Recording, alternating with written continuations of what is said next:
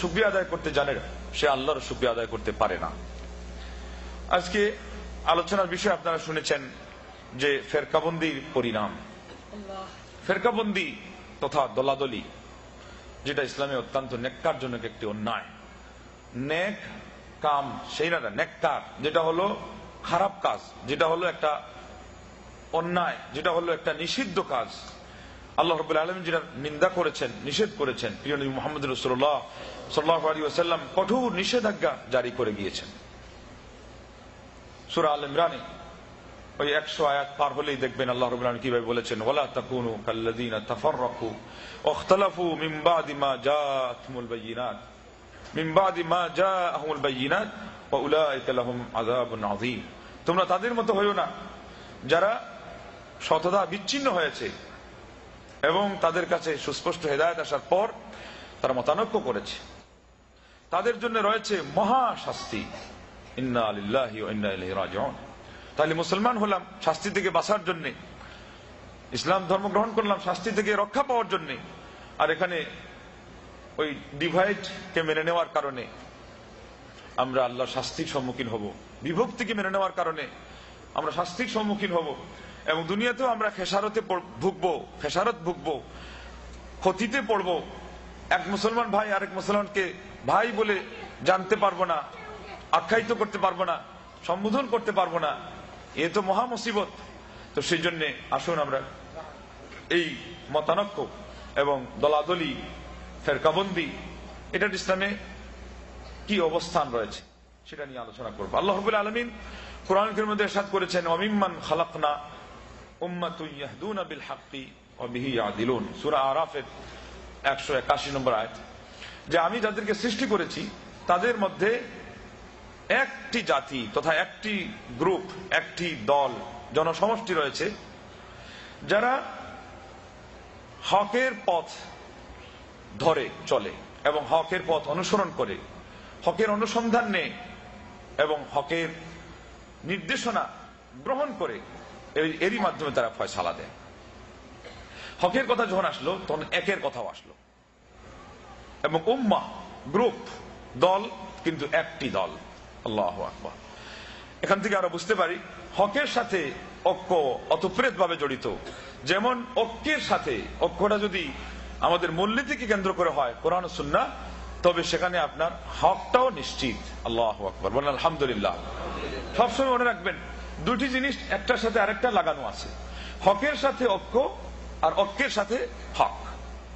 অতএব এর বিপরীতে আরেকটা এই ধরনের আরেকটা ব্যাপার হতে পারে যে বাতিলের সাথে মতানৈক্য এবং দ্বন্দ্ব এবং দলাদলি, আর দলাদলির সাথে বাতিল।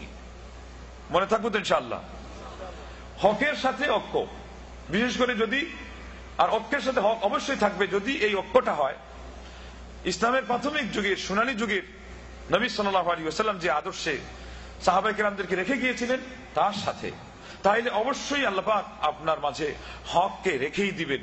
কেননা আপনি আল্লাহ রাব্বুল আলামিনের নির্দেশ মেনেছেন, যেখানে তিনি হকের সাথে ঐক্যের সাথে হককে জড়িয়ে দিয়েছিলেন। অতএব আল্লাহ পাক আপনাকে মুসলিম যে হকপন্থী জামাত তার থেকেও বিচ্যুত হওয়ার জন্য তিনি আপনাকে এইভাবে ছেড়ে দিবেন না, এবং হক থেকে আল্লাহ আপনাকে বঞ্চিত এবং মাহরুম করবেন না, বলেন আলহামদুলিল্লাহ। কিন্তু এর বিপরীতে দলাদলিতে যেই মানুষে ফেসে যাবে সেই মানুষকেই বাতিলে পড়তে হয়, আর বাতিলের মধ্যে যে মানুষই চলে যায় তাকে অবশ্যই দলাদলিতে ফেসে যেতেই হয়। নবী মুহাম্মদ রাসূলুল্লাহ সাল্লাল্লাহু আলাইহি ওয়াসাল্লাম বলেছেন যে বনী ইসরাঈলদের কথা বলতে গিয়ে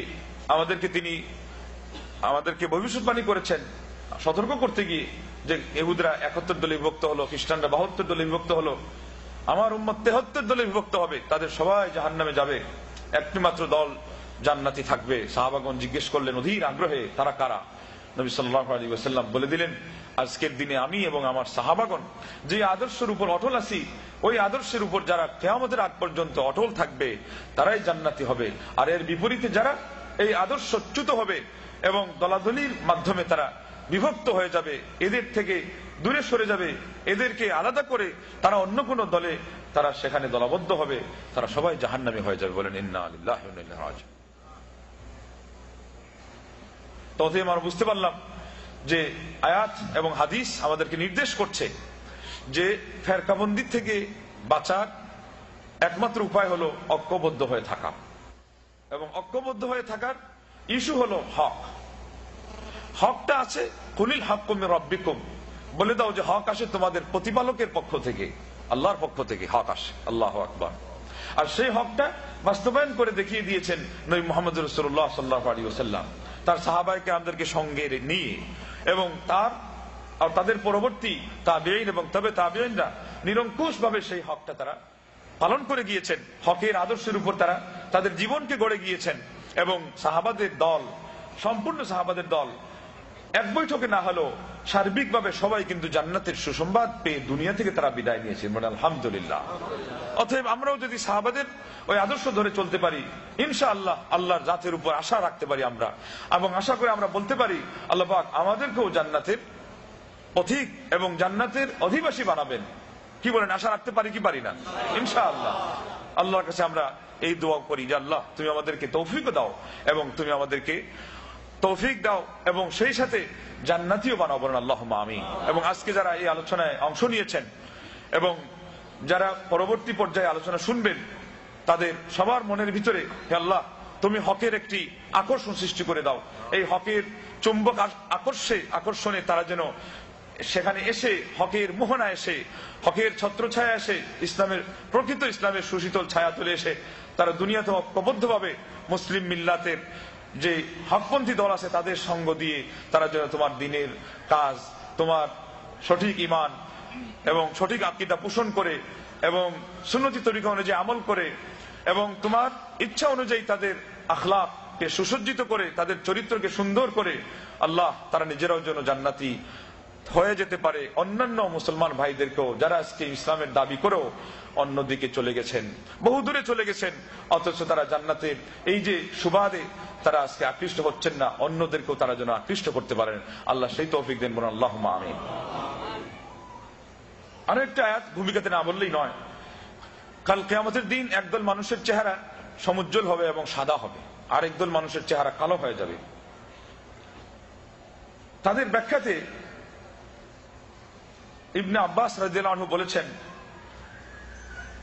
উজুহু আহলি সুন্নতি ওয়াল জামাআহ। এটাও বলতে পারতেন, এবং এটা বললেও মৌলিক কথা আদায় হয়ে যেত যে আহলুস সুন্নাহ, কিন্তু না, ওয়াল জামাআহ বলেছেন। ও তাসওয়াদু উজুহ, একদল মানুষের চেহারা কালো হবে, এদেরকে এটা বলে দিতে পারতেন আহলুল বিদআহ, কিন্তু ইবনে আব্বাস বলছেন না, আহলুল বিদআতি ওয়াল ফুরকা।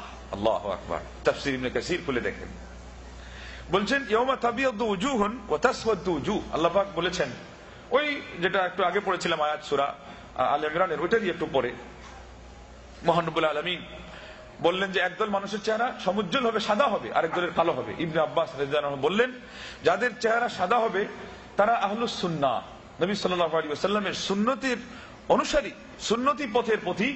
শুধু তাই না বলে ক্ষান্ত হন নাই, ওয়াল জামাআহ, বলেন আল্লাহু আকবার।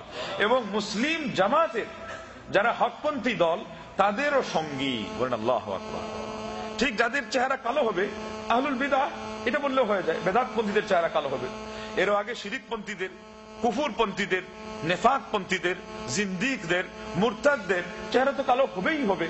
কিন্তু এই আয়াতে ইবনে আব্বাস রাদিয়াল্লাহু আনহু, যিনি রাইসুল মুফাসসিরিন, তুরজুমানুল কোরআন, কোরআনের মুখপাত্র এবং এক বাক্যে সমস্ত মুফাসসির কুলের যিনি সেরা, তিনি বলে দিলেন যে যাদের চেহারা কালো হবে, ওখানে যেমন সাদা চেহারা মানুষ হবে সুন্নাহপন্থী এবং ঐক্যবদ্ধ হকপন্থী মুসলমানদের সাথে, তাদের ঠিক তদ্রূপ যাদের চেহারা কালো হবে তারা একদিক থেকে হবে বেদাতপন্থী, অপর দিক থেকে হবে হকপন্থী মুসলমানদের থেকে বিচ্ছিন্ন, যারা ডিভাইডেড হয়েছে, যারা দলাদলিতে বিভক্ত হয়ে আসল আহলুস সুন্নাহ থেকে দূরে সরে পড়েছে। বলেন ইন্না লিল্লাহি ওয়া ইন্না ইলাইহি।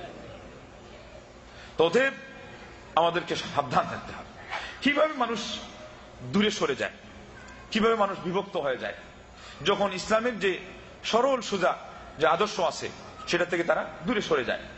অতএব সরল সোজা আদর্শ বলার আগে গরল যে পথ পদ্ধতি যেগুলোর মাধ্যমে মানুষ দূরে সরে যায়, কেননা রোগ চিহ্নিত করা ডাক্তারদের প্রধান এবং প্রথম কাজ, তারপরে ঔষধ দেওয়া হলো দ্বিতীয় দায়িত্ব।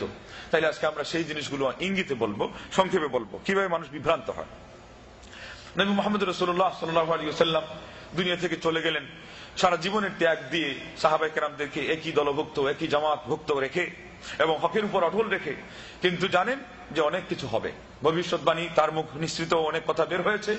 হুযায়ফা ইবনে ইয়ামান রাদিয়াল্লাহু তাআলা আনহু তিনি বলেছেন, মানুষ ভালো কথা জিজ্ঞেস করতে, আমি খারাপটা জিজ্ঞেস করতাম, মানে ফিতনা ফাসাদের কথা, মাখাফাতা আন আকা ফি, যেন আমি সেখানে না পড়ি, আমি যেন সেটাতে আক্রান্ত না হই। বুখারী শরীফের হাদিস।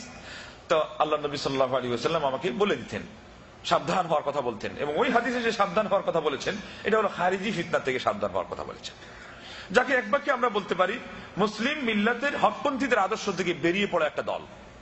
আর এটাই একটা দল দেখা যায় যাদের নামে এবং কাজে আজকে বিশেষ কোনো পরিস্থিতি পাওয়া যায় না, যার ফলে তাদের জীবাণুটা এত বেশি ব্যাপক যে বিভিন্ন দলের মধ্যে তাদের জীবাণু পাওয়া যায়। এমনকি হুবহু তাদের বিপরীতে প্রথম পর্যায়ে তাদের জন্মলগ্নে যে বিপরীত পার্টি ছিল শিয়া বা রাফিজি, ওদের মধ্যেও তাদের কিছু স্বভাবও পাওয়া যায়। এবং বিচ্ছিন্ন ঘটনায় আরবে অনারবে বিভিন্ন জায়গায় এই খারিজি সম্প্রদায়ের কিছু স্বভাব সব জায়গায় দেখা যায়, যত্রতত্র ছড়িয়ে আছে, ছিটিয়ে আছে। আর আলেমগণ বলেছেন লিকুল্লি কওমিন উররাত, প্রত্যেকটা সম্প্রদায়ের কিন্তু উত্তরাধিকারী থাকেই থাকে, অতএব নাম থাক আর না থাক উত্তরাধিকারী আছেই। আর এই সম্প্রদায়টার নিন্দা আল্লাহ নবী সাল্লাল্লাহু আলাইহি ওয়াসাল্লাম এত বেশি করেছেন যে তার মুখ দিয়ে মানে গালমন্দের শব্দ তো কখনো বের হয় নাই। বুখারী শরীফের হাদিসে আসছে, তিনি অশ্লীল কথাকে বলতেন তো না, উদ্ধৃতিমূলক ভাবে অমুক বলেছে সেটাও তিনি বলতে পছন্দ করতেন এবং বলতেন না। বলেন আল্লাহু আকবার। এত পুত্র পবিত্র চরিত্রের অধিকারী ছিলেন নবী মুহাম্মদ রাসূলুল্লাহ সাল্লাল্লাহু আলাইহি ওয়াসাল্লাম। কিন্তু মাত্র একটা জায়গায় উদাহরণ দিতে গিয়ে পাশ কেটে এসে বলেছিলেন কুকুর শব্দটা, যে ব্যক্তি তার হাদিয়ার উপর ফিরত আসে সে যেন ওই কুকুরের মতো যে তার লালা বের করে আবার ফিরত আসে, এই শেষ। আর একটা জায়গায় পাওয়া যায়, ওটা হলো উদাহরণ দিতে গিয়ে বলে গেছেন একটু সাইড কেটে, একটা জায়গায় পাওয়া যায় না, ওই লোকগুলোকে তিনি খিলাফ নামে আখ্যায়িত করে ছেড়েছেন। বলে আল্লাহ আল্লাহ আল্লাহ, এরা কারা? বলেছেন শাররু কাতলা তাহতা আদিমিস সামা ওয়া খায়রু কাতিলিন কাতালু ইন্না হাউলাই কানু মুসলিমিনা ফাসারু কুফারান। বললেন যে সর্বাপেক্ষা নিকৃষ্ট হত্যাকৃত ব্যক্তি, আর এদেরকে যারা হত্যা করবে তারা সর্বাপেক্ষা উৎকৃষ্ট মানুষ হবে। এরা ছিল মুসলমান, হয়ে গেছে কাফির। তারপরে বলেছিলেন ইয়ামরুকুনা মিনাদ-দ্বীন কামুরুকিস সাহমি মিনার রামিয়া, ওই বন্দুকের গুলির ডানা যেরকম সমান থাকে না, বন্দুকের গুলি যেরকম বের হয়ে যায় বন্দুক থেকে, ঠিক তদ্রূপ তারা বের হয়ে যাবে ইসলাম থেকে। ইয়াকতুলুনা আহলাল ইসলাম ওয়া ইয়াদাউনা আহলাল আওসান, তারা মুসলমানদেরকেই হত্যা করবে এবং বিধর্মীদেরকেই তারা সংরক্ষণ করে রাখবে। আজকেও হচ্ছে। এই জন্য দেখবেন খারিজিদের স্বভাব ছড়িয়ে আছে সিরিয়ার মাটিতে যারা কাজ করছে, এরা খারিজিদের বিপরীত পার্টি ছিল তাদের মূল। ইসমাইলি, এরও আগে ইসনা আশারিয়া এবং জাইদিয়া ওদের মূলের মূল। তো ইসমাইলি থেকে আসছে নুসাইরি, আর এরা হলো ইবাদিয়া রাফিদি, এদের আশপাশের লোক। কিন্তু এরা মুসলমানদেরকে হত্যা করছে, কাফিরদেরকে হাতও তুলে না, তাকে চোখ তুলেও তাকায় না। আল্লাহ নবী সাল্লাল্লাহু আলাইহি ওয়াসাল্লাম বললেন লাইন আদরাকতুহুম লাআকতুলান্নাহুম কাতলা আদিন, আমি যদি ওদেরকে পাইতাম তবে আমি আদ সম্প্রদায়ের মধ্যে হত্যা করে কেটে কেটে ওদেরকে দুনিয়া থেকে উৎখাত করে দিতাম। হাদিসের প্রথম অংশ সুনানের অন্য কিতাবে কিন্তু সনদ আল্লামা আলবানী রাহমাহুল্লাহ সহিহ বলেছেন। আর আদ সম্প্রদায়ের মধ্যে হত্যা করা এটা বুখারী শরীফের হাদিসে আল্লাহ নবী সাল্লাল্লাহু আলাইহি ওয়াসাল্লাম বলেছেন এরা কেরাত পড়বে, কোরআন পড়বে সুললিত কণ্ঠে, কিন্তু কোরআনের প্রতিক্রিয়া তাদের কণ্ঠনালীর ভিতরে যাবে না। আর এরপরে হাদিসের অবশিষ্ট অংশ তিনি বলেছেন এবং বলেছেন যে আমি ওই আদ সম্প্রদায়ের মতো ওদেরকে আল্লাহ যেমন ধ্বংস করেছেন আসমান থেকে গজব নাজিল করে, আমি ওদেরকে হত্যা করে ফেলতাম। চিন্তা করেন কি পরিমাণ খুব। এটা এই জন্য যে আমি তাদেরকে সযত্নে আমার হাতে গড়ে গেলাম, তারা কেন ইসলামের নাম দিয়ে আমার ইসলামের সাথে সম্বন্ধ জড়িয়ে তারা কেন আমার ইসলামের সাথে ঘাতকতা করবে, এবং আমার উম্মতে মুসলিমা এদের সাথে তারা কেন গাদ্দারি করবে, এদেরকে তারা কেন হত্যা করবে, এদের উপর তারা কেন অস্ত্র তুলবে, আবার বিধর্মীদের সাথে তাদের মিতালি ভাব থাকবে, আতাত থাকবে রাতের অন্ধকারে আধারে। আল্লাহ আল্লাহ আল্লাহ, এই বিপদে আজকে মুসলমান কিন্তু আক্রান্ত হয়ে আছে। আরো দুই সম্প্রদায়কে তিনি নাম ধরে বলেছেন সিনফানি মিন উম্মতি লা ইয়ারিদুনা আলাইয়াল হাউদ, আমার উম্মতের দুইটি দল আছে, তারা আমার হাউজে কৌসর পর্যন্ত আমার সাথে সাক্ষাৎ করতে আসবে না। আল কাদারিয়াতু ওয়াল মুরজিআতু, কাদারি এবং মুরজিআ। কাদারি যারা বলেছে ইন্নাল আমরা অনফন, যে কোনো বান্দা যে কাজ করে এটা হলো তার ওই কাজ থেকেই শুরু, আল্লাহর কাছে তার জ্ঞানে এর কোনো আইডিয়াই ছিল না, 50,000 বছর আগে আসমান জমিন সৃষ্টি, যে বিশুদ্ধ হাদিস, এগুলো তাদের কাছে কোনো ফ্যাক্টরি না। বলেন নাউযুবিল্লাহ, বলেন না। এই জন্য আল্লাহ নবী রেগে গেছেন, বলছেন এদের সাথে হাউজে কাউসার থেকেই আমার সাক্ষাৎ ক্যান্সেল, নট, আমার সাথে ওরা সাক্ষাৎ করতে আসতে পারবেই না। যারা কাদারি, মাহবুদ আল জুহানি, সে প্রথম দাবি করেছে, সাহাবাদের যুগ পার হয়ে গেছে, বেশিরভাগ সাহাবাদের। কিছু কিছু ইতিহাসে পাওয়া যায় ইবনে আব্বাস এবং ইবনে ওমর রাদিয়াল্লাহু তাআলার যুগ পর্যন্ত ছিল, ওরা বয়সে ওনারা ছোট ছিলেন, এবং এই দুইজনে জোর প্রতিবাদ করেছেন, কঠোর প্রতিবাদ জানিয়েছেন, এটা তুমি কি করো, তাকদীর বলে নাই।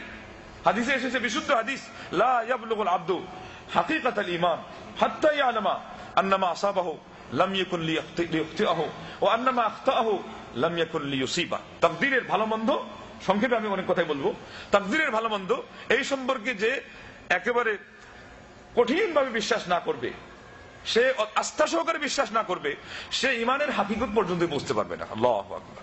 তাহলে ইমানের হাকিকত বোঝা গেল তাকদীরের উপর বিশ্বাস করা। একটা পয়েন্ট মনে রাখেন, হাকিকতের পর্বে কিছু পরে একবার আসবে, হাকিকত, বুঝলেন তো? ওই যে শরীয়ত তরিকত, হাকিকত, মারিফত পরে আসতেছে। তাহলে এখানে হাদিসে পাওয়া গেল নবী মুহাম্মদ রাসূলুল্লাহ সাল্লাল্লাহু আলাইহি ওয়াসাল্লাম বললেন, হাকিকত কাকে বলে? তাকদীরকে মনে প্রাণে বিশ্বাস করার নাম। বলেন আল্লাহু আকবার। মনে থাকবে তো? এবং সাথে সাথে একটা সিঁড়ি পারও হয়ে গেলেন, যে হাকিকতটা কিন্তু একেবারে চূড়ান্ত পর্যায়ে মারিফতের আগেরটা উদ্ধার হয়ে গেল। কিন্তু বিশ্বাস রাখতে হবে, না রাখলে তো মাহবুদ আল জুহানির জাহান্নামে পড়ে যাবেন। যে আল্লাহ নবী সাল্লাল্লাহু আলাইহি ওয়াসাল্লাম বলছেন, সে হাউজে কাউসার পর্যন্ত আসবে না, এবং তার অনুসারীরাও না, আমার সাথে ওদের দেখা সাক্ষাতের কোনো সুযোগ নেই। বলেন ইন্না লিল্লাহি ওয়া ইন্না ইলাইহি রাজিউন। এরা হলো কাদারিয়া, বলে যে কোনো তাকদীর বলতে কিছু নেই। এদের সম্পর্কে এসেছে ইমাম আবু হানিফা রাহিমাহুল্লাহ, যথাক্রমে ইমাম শাফিঈ রাহিমাহুল্লাহ সহ মুনাজারা করেছেন, তর্কযুদ্ধে লিপ্ত হয়েছেন। বলেছেন, নাজিরুল কাদারিয়্যাত বিল ইলমি ফাইন আকাররু বুহিতু ওয়া ইন ফাইন আনকারু কুফিরু ওয়া ইন আকাররু বুহিতু। এই কাদারিয়াদেরকে আল্লাহর ইলমুল্লাহিল মুহিত এর দ্বারা তোমরা মুনাজারা করো, যে আল্লাহর কি জ্ঞান কি সর্বব্যাপী আছে না নাই। যদি বলে যে না, তাইলে প্রথম পর্যায়ে কাফির, আর যদি বলে যে আছে, তাইলে তাকে মানতে হবে যে ওইটাই তাকদীরের মাধ্যমে বাস্তবায়ন পাইছে, বাস্তবে রূপ পেয়েছে। আল্লাহর যে এই ইলম যেহেতু আল্লাহর আগ থেকে আছে, সেজন্য মহান রব্বুল আলামিন লৌহে মাহফুজে আল্লাহ রব্বুল আলামিন মাকাদির, মানুষের সৃষ্টির, কে কি করবে, কে কি খাবে, কে পান করবে, কার কি অবস্থা, কে সৌভাগ্যবান হবে, কে দুর্ভাগ্য হবে, এগুলো আল্লাহ লিখে রেখেছে।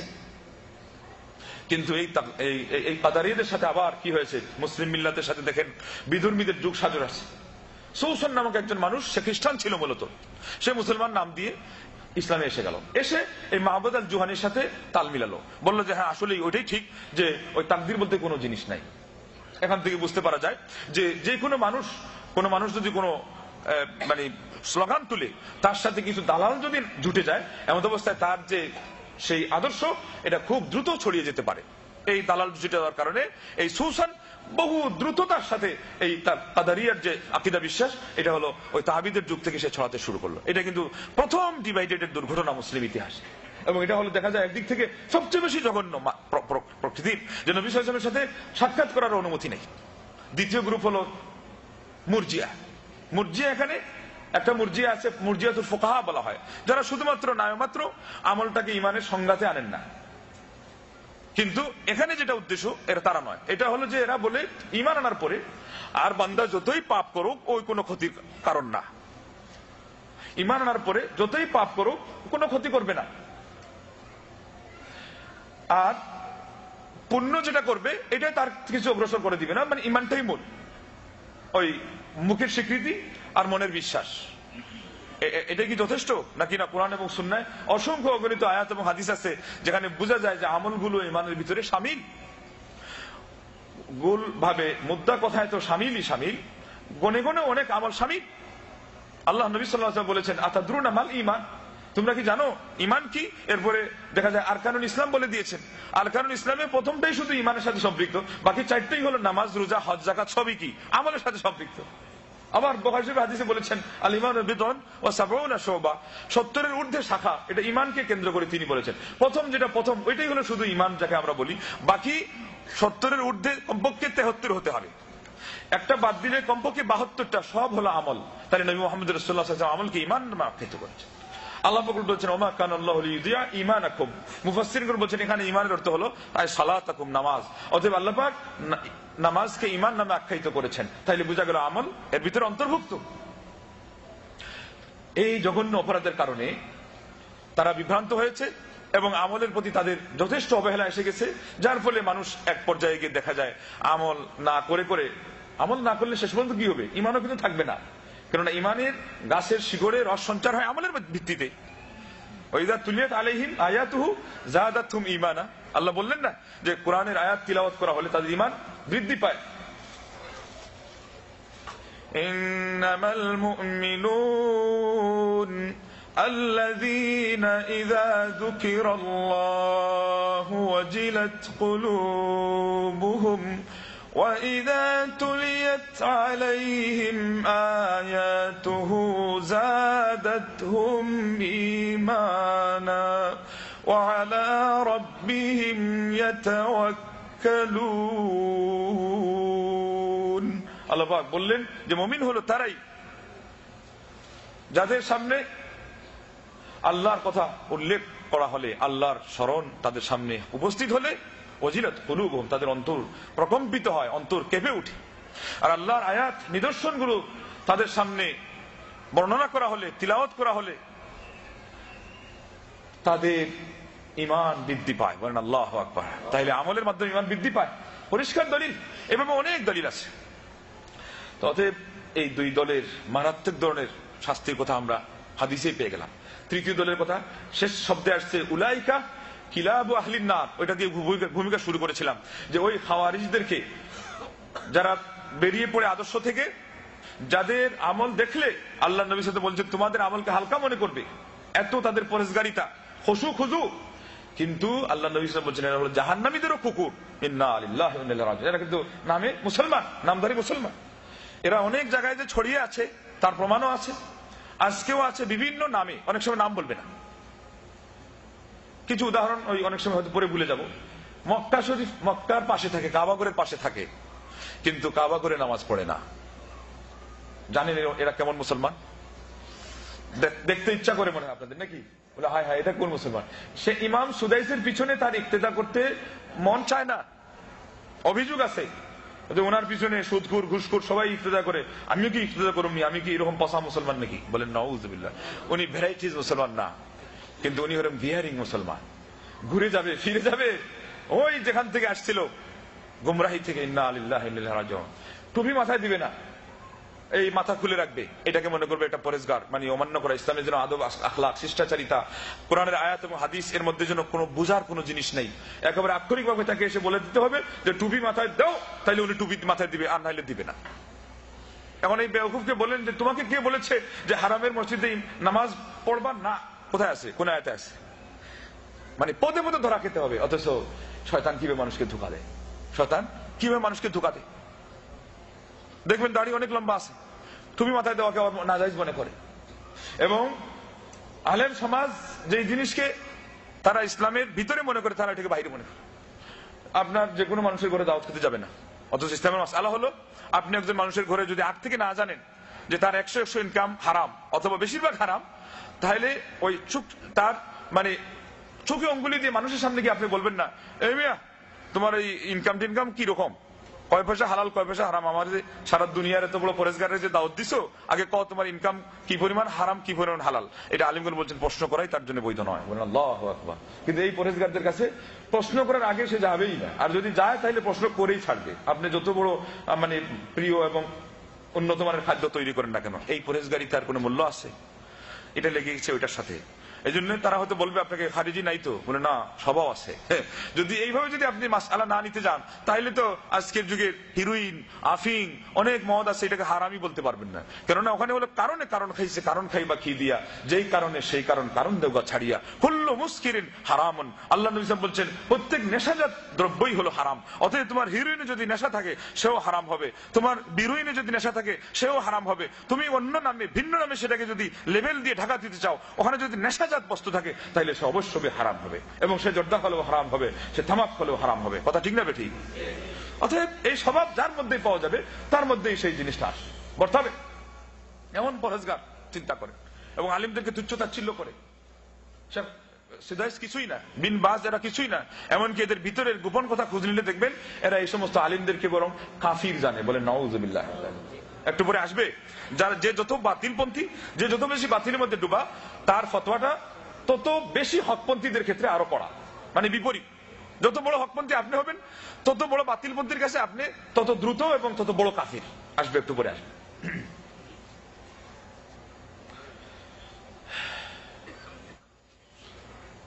এই ইসলামে যে জিনিসগুলোর মাধ্যমে বিপর্যয় ঘটেছে এইগুলো তো ইঙ্গিতে একটু শুনলেন। আকীদা বিশ্বাসের দিক থেকে রাজনৈতিকভাবে শেষ পর্যন্ত দুইটা গ্রুপ হয়ে গেল। ওসমান রাদিয়াল্লাহু আনহু হত্যাকে কেন্দ্র করে ওখানে আবার আব্দুল্লাহ ইবনে সাবা আল ইহুদি ঢুকেছিল। কাদারিয়াদের ক্ষেত্রে খ্রিস্টান ঢুকেছিল, এখানে ইহুদি। আব্দুল্লাহ ইবনে সাবা আল ইহুদি কিন্তু শিয়াদের জনক, এটা জানেন তো? শিয়াদের প্রতিষ্ঠাতা কিন্তু আব্দুল্লাহ ইবনে সাবা আল ইহুদি। এবং আজ পর্যন্ত ইরান সহ বিভিন্ন জায়গার শিয়ারা এটা স্বীকার করে যে আমাদের বড় একজন ধর্মীয় নেতা হলো আব্দুল্লাহ ইবনে সাবা আল ইহুদি। বলেন আল্লাহু আকবার। আর কি দরকার বাতিলপন্থী চিনা? গাছ তুমি কেমন, তোমার ফলে পরিচয়, ঠিক আছে না নাই? আব্দুল্লাহ ইবনে সাবা আল ইহুদি ওনাদের প্রতিষ্ঠাতা। যেমন গোলাম আহমদ কাদিয়ানির বড় একটা প্রতিষ্ঠাতা রাষ্ট্র হলো ব্রিটেন। তাদের আকীদার মধ্যে লেখা আছে যে ব্রিটেন রাষ্ট্রকে সদা সর্বদা শ্রদ্ধা করে যেতে হবে, তাজিম, ইজলাল এবং ইহতিরাম করে যেতে হবে। আল্লাহু আকবার। তাইলে কাদিয়ানি কত বড় মিথ্যা নবী, বুঝা গেল তো? গাছ তুমি কেমন, ফলে পরিচয়। তো এইভাবে করে আপনার এই আব্দুল্লাহ ইবনে সাবা আল ইহুদি এসে বললো, মুসলমান নামদারি মুসলমান হয়ে গেল, বললো আরে এত বড় সাহাবী হত্যা করা হলো, আর আলী রাদিয়াল্লাহু আনহু তার নিজের ওই মসনদ দিয়ে ব্যস্ত, অ্যাকশন নিচ্ছে না। এইদিকে আবার মুআবিয়া রাদিয়াল্লাহু তাআলা আনহু উনিও ন্যায়সঙ্গতভাবে পরিস্থিতি ওইদিকে বুঝতে পারছেন না। আলী রাদিয়াল্লাহু আনহু কোন জিনিসের শিকার হয়েছেন, তার ঘাড়ে যে গুরু দায়িত্ব আরোপ হয়েছে, এটা নিয়ে কিভাবে মানে কষ্ট করে যাচ্ছেন, এটা উনি বুঝতে পারছেন না। বিশেষ করে উনি আবার একজন বড় কূটনীতিবিদ এবং ওনার মানে ওই আপনার ওই স্মৃতিশক্তি এবং ওনার চতুরতা, এটা হলো অনেক বড়। উনি দাহিয়াতুল আরব, ওনার কাছে এটা ইজি। উনিও আবার ওই পক্ষে মত দিলেন যে না, এটা বিচার হওয়া দরকার। সিরিয়াতে উনি শুধু বিচার হওয়া দরকার বলেই দাবি করে রাখলেন না, ওনার একটা প্যানেল এটা তৈরি করে ফেললেন, একটা প্যানেল তৈরি হয়ে গেল, গ্রুপ তৈরি হয়ে গেল। ওই জায়গাতে এসে আব্দুল্লাহ ইবনে সাবা আল ইহুদি রস জুগাতে থাকলো, আরে ওইটাই তো ঠিক, আমের মুহাম্মদ যে সুর তুলছে না ওইটাই আসল। আলী তো পথ বাইয়া দেখছি ইয়ে হয়ে গেছে, ভুলে গেছে। এত বড় সাহাবীর ঋণ পরিশোধ করার তার কাছে কোনো ব্যাপারই না। এই দিল রস জুগাইয়া মুসলমানদের মধ্যে ডিভাইডেড করে দিল। বিধর্মীরা বলেছে ডিভাইড এন্ড রোল, তুমি ফাররিক তাসুদ, বিভক্ত করে দাও আর তুমি নেতৃত্ব মজা করে চালিয়ে যাও। এটা হলো তাদের থিওরি। আজকে তারা মুখে বলছে, কিন্তু বিগত দিন থেকে তারা এটা চালিয়ে আসতেছে। এইভাবে করে শেষ পর্যন্ত দুইটা দল হয়ে গেল, শিয়ানে আলী এবং খাওয়ারিজ। তারপরে আস্তে আস্তে খাওয়ারিজে আপনার হারুরিয়া থেকে হারুরা থেকে হারুরিয়া একদল তৈরি হয়ে গেল। মোট কথা ওই জায়গাতে আবার একটু পরে গিয়ে ওই যে আব্দুল্লাহ ইবনে সাবা ইহুদি, সে আবার ওই জায়গাতে পরবর্তী পর্যায়ে আরো দুইটা দল করে ফেললো। তার মানে এদের উদ্দেশ্য হলো বিভক্ত করা। আজকেও মুসলিম বিশ্বের মধ্যে আপনারা যদি চেয়ে দেখেন তো দেখবেন যে বিধর্মীদের মূল টার্গেটটা কি? শুধুমাত্র বিভক্ত করো এবং মুসলমানদেরকে দুর্বল করে ফেলো। কেননা হাত যদি এরকম মুষ্টিবদ্ধ থাকে তাহলে কি পরিমাণ শক্তি, 10 আঙ্গুলের শক্তি একসাথে, সেই সাথে 2 হাতের শক্তি একসাথে হয়ে আরো অনেক বেড়ে গেল। কিন্তু যখন আপনি আলাদা করে ফেললেন, শক্তি থাকলো না। তো এইভাবে করে আব্দুল্লাহ ইবনে সাবা ইহুদির খেসারতে মুসলমানদের মধ্যে অনেক বিপর্যয় ঢুকে গেল। এরপরে আবার কিছুদিন পরে আপনার জাদ ইবনে দিরহাম আরেকজন পণ্ডিত বের হয়ে গেল। জাদ ইবনে দিরহাম খুব সম্ভব এই লোকটাই হাসান বসরি ক্লাস থেকে দূরে সরে গেল। এরপর তার সাথে আরেকটা অথবা অন্য কোন লোক, কিন্তু দ্বিতীয় যে লোকটা এটা হলো আমর ইবনে উবাইদ। এই দুইজন মিলে সুলাহ রাব্বুল আলামিনের কোন আসমা এবং সিফাত বলতে কিছু নাই। এটা খুব মনে রাখার ব্যাপার, কারণ আপনারা তাওহীদ যে শিখেন, এই দেশের তাওহীদ যেটা শিখেন, তার প্রধান একটা পয়েন্ট হলো আমাদের দেশের তাওহীদ থেকে ডিফারেন্স, যে এখানে আসমা সিফাতের উপর জোর দেওয়া হয়। এটা কিন্তু গুরুত্বপূর্ণ একটা পার্ট, আসমা ও সিফাত। এটা না থাকলে আপনারা বুঝবেন পরে যে তাওহীদ স্বীকার করারই কিছু নেই। যেই মানুষের কোনো আকার আকৃতি নাই, যে মানুষের সৌন্দর্য নাই, যেই মানুষের কোনো চিত্র নাই, সেই মানুষের অস্তিত্বই তো মূলত কি নাই। এবং ওই মুতাজিলাদের আরেকটা মারপেচের মধ্যে দেখবেন যে আপনার ইমাম রাজি রাহিমাহুল্লাহ ওই মারপেচে পড়ে গেছিলেন। উনি বলছিলেন যে আল্লাহর জাত থেকে আল্লাহর উজুদ আলাদা। এটা একটা মানে দর্শনের বিদ্যা, সত্তা আর অস্তিত্ব এটা কিন্তু আলাদা করার কোনো কথা নাই, কিন্তু একদল এসে এটা করছে। তো ইমাম রাজি এটা বলেই কিন্তু উনি পৌঁছে গেছেন বিরাট পর্যায়ের, বহু দূরে চলে গেছেন। উজুদ বলার পরে উনি বলছেন জাতটা হলো জৌহর, এটা হলো ওনার ফালসাফি পরিভাষা, আর আল্লাহর উজুদটা হলো আরব, এটা হলো সিফাত গুণ দিয়ে উনি বলছেন যে জাতের সাথে উজুদের সম্পর্ক নাই। অতএব আপনি যদি বলেন যে আল্লাহ আছেন কিন্তু আসমা সিফাতের দরকার নেই, তাও যথেষ্ট, বলেন নাউযুবিল্লাহ। কিন্তু আহলুস সুন্নাহ ওয়াল জামাতের কথা হলো আল্লাহ আছেন এই কথা আপনার পক্ষ থেকে স্বীকৃতি আমরা তখন নিব, গ্রহণ করবো, তথা ইসলাম গ্রহণ করবে যখন আপনি আল্লাহর আসমা ও সিফাত সহ তাকে স্বীকৃতি দিবেন। কথা ঠিক না বেটি? চেহারা সহ স্বীকৃতি দিবেন, হাত সহ স্বীকৃতি দিবেন, এবং এগুলোকে তুলতাবিলও করবেন না বলে কুদরতি হাত, কুদরতি চেহারা, যেইভাবে সেইভাবে, কিন্তু তার ধরন এবং পদ্ধতি সেটা আমি জানি না। হ্যাঁ, বিপর্যয় সৃষ্টি হয়ে গেছে আরেকটা লোক থেকে। এই যে এই লোকের সাথে পরে যোগ দিল জাহাম বিন সাফওয়ান। জাহাম বিন সাফওয়ান যোগ দিল এবং তার নামে হয়ে গেল জাহমিয়া গ্রুপ, যে যারা আসমা ও সিফাতকে অস্বীকার করে। প্রসঙ্গত উল্লেখ করে ইমাম ইবনে তাইমিয়া রাহিমাহুল্লাহ এটাও বলেছেন যে ইবনে সিনা এবং ফারাবি, এই দুইজনের নাম খুব প্রসিদ্ধ, এরা দার্শনিক, এদের কথা পরে আসতেছে। এই দুইজনও আল্লাহর আসমা ও সিফাতের একটা জিনিসকে অস্বীকার করে না, যেমন জাহাম বিন সাফওয়ান অস্বীকার করেছিল, এই দুইজনও অস্বীকার করেছে। এর বিপরীতে দাঁড়িয়ে গেল মুকাতিল বিন সুলাইমান খুরাসানে একজন লোক দাঁড়িয়ে গিয়ে বলল যে না, আপনারা কি কন, আল্লাহর আসমা ও সিফাত নাই, আল্লাহর সবকিছু আছে এবং সৃষ্টিকুলের মতোই আছে, আপনাকে যাকে পছন্দ লাগে তার মতো আপনি ভাববেন, ওইটাই হলো আল্লাহর প্রকৃতি। বলেন নাউজুবিল্লাহ। এই ভুলের ভিতরে মাঝখানে ইমাম ইবনে তাইমিয়া রাহিমাহুল্লাহ এবং এরও আগের শেখুল ইসলাম আবু ইসমান আল হারাউই, আপনার ওই আফগানিস্তানের, ইনি ভারতবর্ষের একজন মুসলমানদের শিরো মুকুট এবং হাফিজুল হাদিস, তার সম্পর্কে এসেছে যে 1 মিলিয়ন হাদিসের তিনি হাফিজ ছিলেন। ইসলামের ইতিহাসে যারা 1 মিলিয়নের হাফিজ ছিলেন তার মধ্যে ইমাম আহমদ বিন হাম্বলের নাম আসে, আবুল আলিয়ার নাম আসে, ইমাম সুয়ুতির নাম আসে, আর ইমাম আবু ইসমাইল আল-হারাবী রাহিমাহুল্লাহ এদের নাম আসে। ইনি দালাইলুত তাওহীদ বই লিখেছেন ওই সময়, কিন্তু তাকে ওই বিপাকে ফেলে দিতে গিয়ে আফগানিস্তানে তথা ভারতবর্ষের মুসলমানরা আল্লাহর আসমা ও সিফাত এই তাওহীদকে নিবে না বলেছে ওনার খাটের নিচে নাকি পুতুল আছে, উনি রাতের অন্ধকারে ওইটা বের করে একা একা পূজা করেন আর এরপরে ঢুকায় রেখে দেন। তারা মনে করেছে কি যে এই লোক আসমা ও সিফাতকে মানে সে হলো মুজাসসিমা, এই জন্য ইমাম ইবনে তাইমিয়াকে তারা মুজাসসিমা বলে অপবাদ দেয়। আর আজকে দুঃখের কথা যে আমাদের দেশের বর্ষিয়ান আলিমেরা বলে ইবনে তাইমিয়া নাকি মুজাসসিমা। আপনারা কোনোদিন এই কথা শুনেছেন ইবনে তাইমিয়া মুজাসসিমা? অথবা এখানে যে আমরা যে ব্যাখ্যা দেই এটা তো সব বেশিরভাগ ব্যাখ্যা ওনার থেকে নেওয়া। আল্লাহু আকবার। এত বড় একজন মধ্যে মুজাহিদ, এত বড় কৃপা, এত বড় তার অনুগ্রহ মুসলিম উম্মার উপরে, কি আলিম কি অনালিম, কি আরব কি অনারব, কি রাজা কি প্রজা, সবার উপরে। আর এই লোকটা সম্পর্কে একটা মিথ্যা অপবাদ দেওয়া হয় যে উনি নাকি আল্লাহ সম্পর্কে বলছেন যে আল্লাহর হাত পা আছে আমাদের মতো। একটা ঘটনাও বানানো হয় যে ইবনে তাইমিয়া একদিন দাঁড়িয়ে গেল, অথবা একদিন তিনি নাকি ওই মিম্বর থেকে নামলেন, অথবা আঙ্গুল তুললেন, তুলে বললেন আল্লাহর আঙ্গুল এমনই আছে যেমন আমার আঙ্গুল আছে। বলেন নাউজুবিল্লাহ, মিথ্যা বানোয়ার কথা। যতটুকু আহলুস সুন্নাহ জামাতরা বলেছেন আল্লাহর আঙ্গুল আছে তার আঙ্গুলের মতো, ঠিক আছে না নাই? আল্লাহর চক্ষু আছে আল্লাহর চক্ষুর মতো, এবং যেই জিনিসগুলোর নাম উনি বলবেন আমরা সেগুলো স্বীকার করব। আঙ্গুলের নাম হাদিসে আসছে, হয় কোরআনে অথবা বিশুদ্ধ হাদিসে আসবে, তাহলে আমরা স্বীকার করবো। যদি নাম উল্লেখ না আসে আমরা ওটা স্বীকার করবো না। সামি এই শব্দটা আসছে যে আল্লাহ শ্রোতা, সর্বশ্রোতা, কিন্তু উজুন শব্দ উল্লেখ হয় নাই আল্লাহর ক্ষেত্রে। আহলুস সুন্নাহ জামাতের আলিমরা এখানে স্টপ করেছেন। বলেন আল্লাহু আকবার। এটা হলো আদব, এটার নাম হলো আদব, এটার নাম হলো ইলম, এটার নাম হলো তাহকিক, এবং এটার নাম হলো হকের আপনার পক্ষপাতিত্ব করা। আল্লাহু আকবার। এর আগে একটা পাও বাড়াবে না, একটা শব্দ উচ্চারণ করতে তারা হিসাব করে করবে। আর আমরা তিলকে তাল, আসমানকে জমিন, হককে বাতিল, হকপন্থীকে বাতিলপন্থী, বেদাতিকে সুন্নি, সুন্নিকে বেদাতি, মুশরিককে মুমিন, মুমিনকে মুশরিক, জাহান্নামীকে জান্নাতি, জান্নাতীকে জাহান্নামী বানিয়ে সারখার করে দেই। এরপর আমাদের কোনো কিছু যায় না। আমরা আহলুস সুন্নাহ, আমরা কড়া সুন্নি। বন্ধুগণ, কথা অত্যন্ত দুঃখের বিষয়। তো ওই লোকটা বলেছিল, সে তার নাম হলো মুসাব্বিহা, এদেরকে পরিভাষায় বলা হয়েছে মুসাব্বিহা। তারা বলে যে আল্লাহর কি আকৃতি আছে, ওদের মিল আছে হিন্দুদের সাথে। হিন্দুরা কি বলে, যত কাল্লা তত আল্লাহ, এই জন্য ওদের 33 কোটি দেবতা। আবার ওদের মিল আসবে একটু পরে আরেক দলের, এরা কারা? সুফি মতবাদের বিশ্বাসী। তারা কি বলে, যত কাল্লা তত আল্লাহ। বলে না? বলে তো, শুনেন না নাকি? যত কয়লা তত ময়লা, জটের ভিতর কারামতে মৌলা, হক মৌলা, বলে কি বলে না? আরেক দল আছে রাস্তায় হাঁটে যাচ্ছে, হঠাৎ করে হুজুর খেয়ে গেল, ইল্লাল্লাহ, এটা জিকির। বিসমিল্লাহ বলবে, বিসমিল্লাহ হাদিসে আসছে। এই সময় তোমার উটের পা ফসকে গেছে, আবু দাউদের হাদিস। সাহাবী বলে দিয়েছিলেন আউযুবিল্লাহ, আউযুবিল্লাহ শাইতানির রাজিম। আল্লাহ নবী বলেন ও এখন আর এটা বলা যাবে না। তার মানে প্রসঙ্গটাও নির্ণয় করে দিয়েছেন নবী মুহাম্মদ রাসূলুল্লাহ বলেন সাল্লাল্লাহু আলাইহি ওয়াসাল্লাম। বলেন এটা বললে শয়তান ফুলে একটা ঘরের মতো হয়ে যাবে। আমার কাছ থেকে তো আশ্রয় চাইছো, কিছু হোক আর না হোক আমার নামটা তো নিছো। এটা হলো তার একটা মানে, দেখেন ব্যর্থ মানুষের একটা মানে ব্যবস্থা। আজকে আমাদের ভাইরাও ব্যর্থ হয়ে কিছু না পেরে ইবনে তাইমিয়াকে গালি একটা দিয়ে দেয়, মনে করে আমরা সার্থক হয়ে গেছি। না, সার্থক হতে পারেননি আপনারা। সার্থক হবেন যদি আহলুস সুন্নাহ ওয়াল জামাতের আকীদার কাছে এসে সারেন্ডার করবেন। কথা ঠিক না বেঠিক? সাহাবায়ে কেরামদের জামাতের সাথে মিশবেন। কথা ঠিক না বেঠিক?